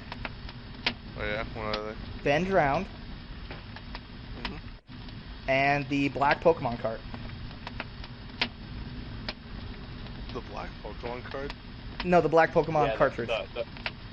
the Black Pokemon cartridge. Those are probably my two favorite. Man, what creepy pot? I remember like there was this one Luigi's Mansion creepy pasta that I heard on YouTube. Oh, Forgot what what it, the one where Luigi's actually dead, the Luigi suicide thing? I think. The one where like if you go to a certain room, it looks like Luigi's shadow's like floating in the air or whatever, hanging. Yeah, That or one's a like good one. something was wrong with the disc or something. Yeah. But no, we gotta have a creepypasta night again, dude. How much you want to bet we can get Ali and Medrin to actually join that one? I have no idea. But no, it sucks that you weren't part of that one, Mark, because that one was fun. We started at like, what was it, 9 o'clock at night and stayed up till like 2 in the morning swapping creepypastas. Oh my god, it was so fucking That's cool. fun. I don't think any of us went to bed that night. Nah, we didn't. We fell asleep pretty late. But no. Alright. Well, that was fun. Indeed. We should probably do this again next Sunday, unless Avo or you are going to take the slot. I don't really stream Sundays. Sundays are Resident Evil 2 challenge days. Okay. Then it'll probably be me I don't know or... about Ava though. Then me and... well, Avo usually streams at like 2 in the morning our time, so... Should be fine. Yeah, so you can piss yourself off even more, Toby. I mean, he has to get that 50-week straight achievement. I would have quit a long time ago, but the fact that I'm already 37 weeks in. You're already so damn close. You just need 13 I'm more already weeks. so... Basically, man, and I'm just like, fuck, dude. I want to quit, but I'm like, I'm so close. Why? You'll be done if by... I stop now, I'll be done... You'll be done in February. Whole weekly challenge... No, this whole weekly challenge thing, right? Yeah. Is supposed to stop on the day Resident Evil 2 Remake was released. Which was January 23rd. Okay. So that's when this challenge thing is gonna end. A year from the release. Was it worth it? So basically, I've done this for almost a whole year already. Shit. Well, hopefully it's worth it. And I don't know if it's worth. And I don't know if it's worth it because on Reddit there's rumors that everyone who participated in this and have done all the challenges are possibly gonna get 3 copies of the new Project Resistance game that Capcom is coming out, but I highly doubt it because this is Capcom we're talking about. Yeah, but you never know. Capcom could do something stupid. But, Anyway, sounds like you're about to pass out, Toby, so you should probably get to bed. well, I have work tomorrow anyway, so. Yeah. What about you, Mark? I got class tomorrow, so You gonna head off too? yeah, I'll probably pack it for tonight. Just relax a bit before I go to bed. Yeah, So probably the same. I'm probably just gonna boot up something to play for tonight by myself Yeah. after I kill the stream. yeah. Alright, Yeah. guys. That was fun. All right. Thank you for having me. Next week we'll do something. Definitely. Well, next week it won't be Halloween or the spooky month anymore. So, Toby or Mark, if you It'll be either one of you think of a It'll topic. it'll be Thanksgiving month. Okay. Hey, what are you thankful for, Mark? Woods. Well, you know what? Let's don't worry. Next month we'll talk about Thanksgiving, which is that low budget Thanksgiving horror movie with the turkey puppet. Oh god. So- yeah. Don't worry. And then Don't worry. We'll still be. and then the month after that we'll talk about the Krampus horror movie that came out. Yeah. Mhm. Oh god. Okay, guys. See ya. All right. Good night, guys. Good night. Bye.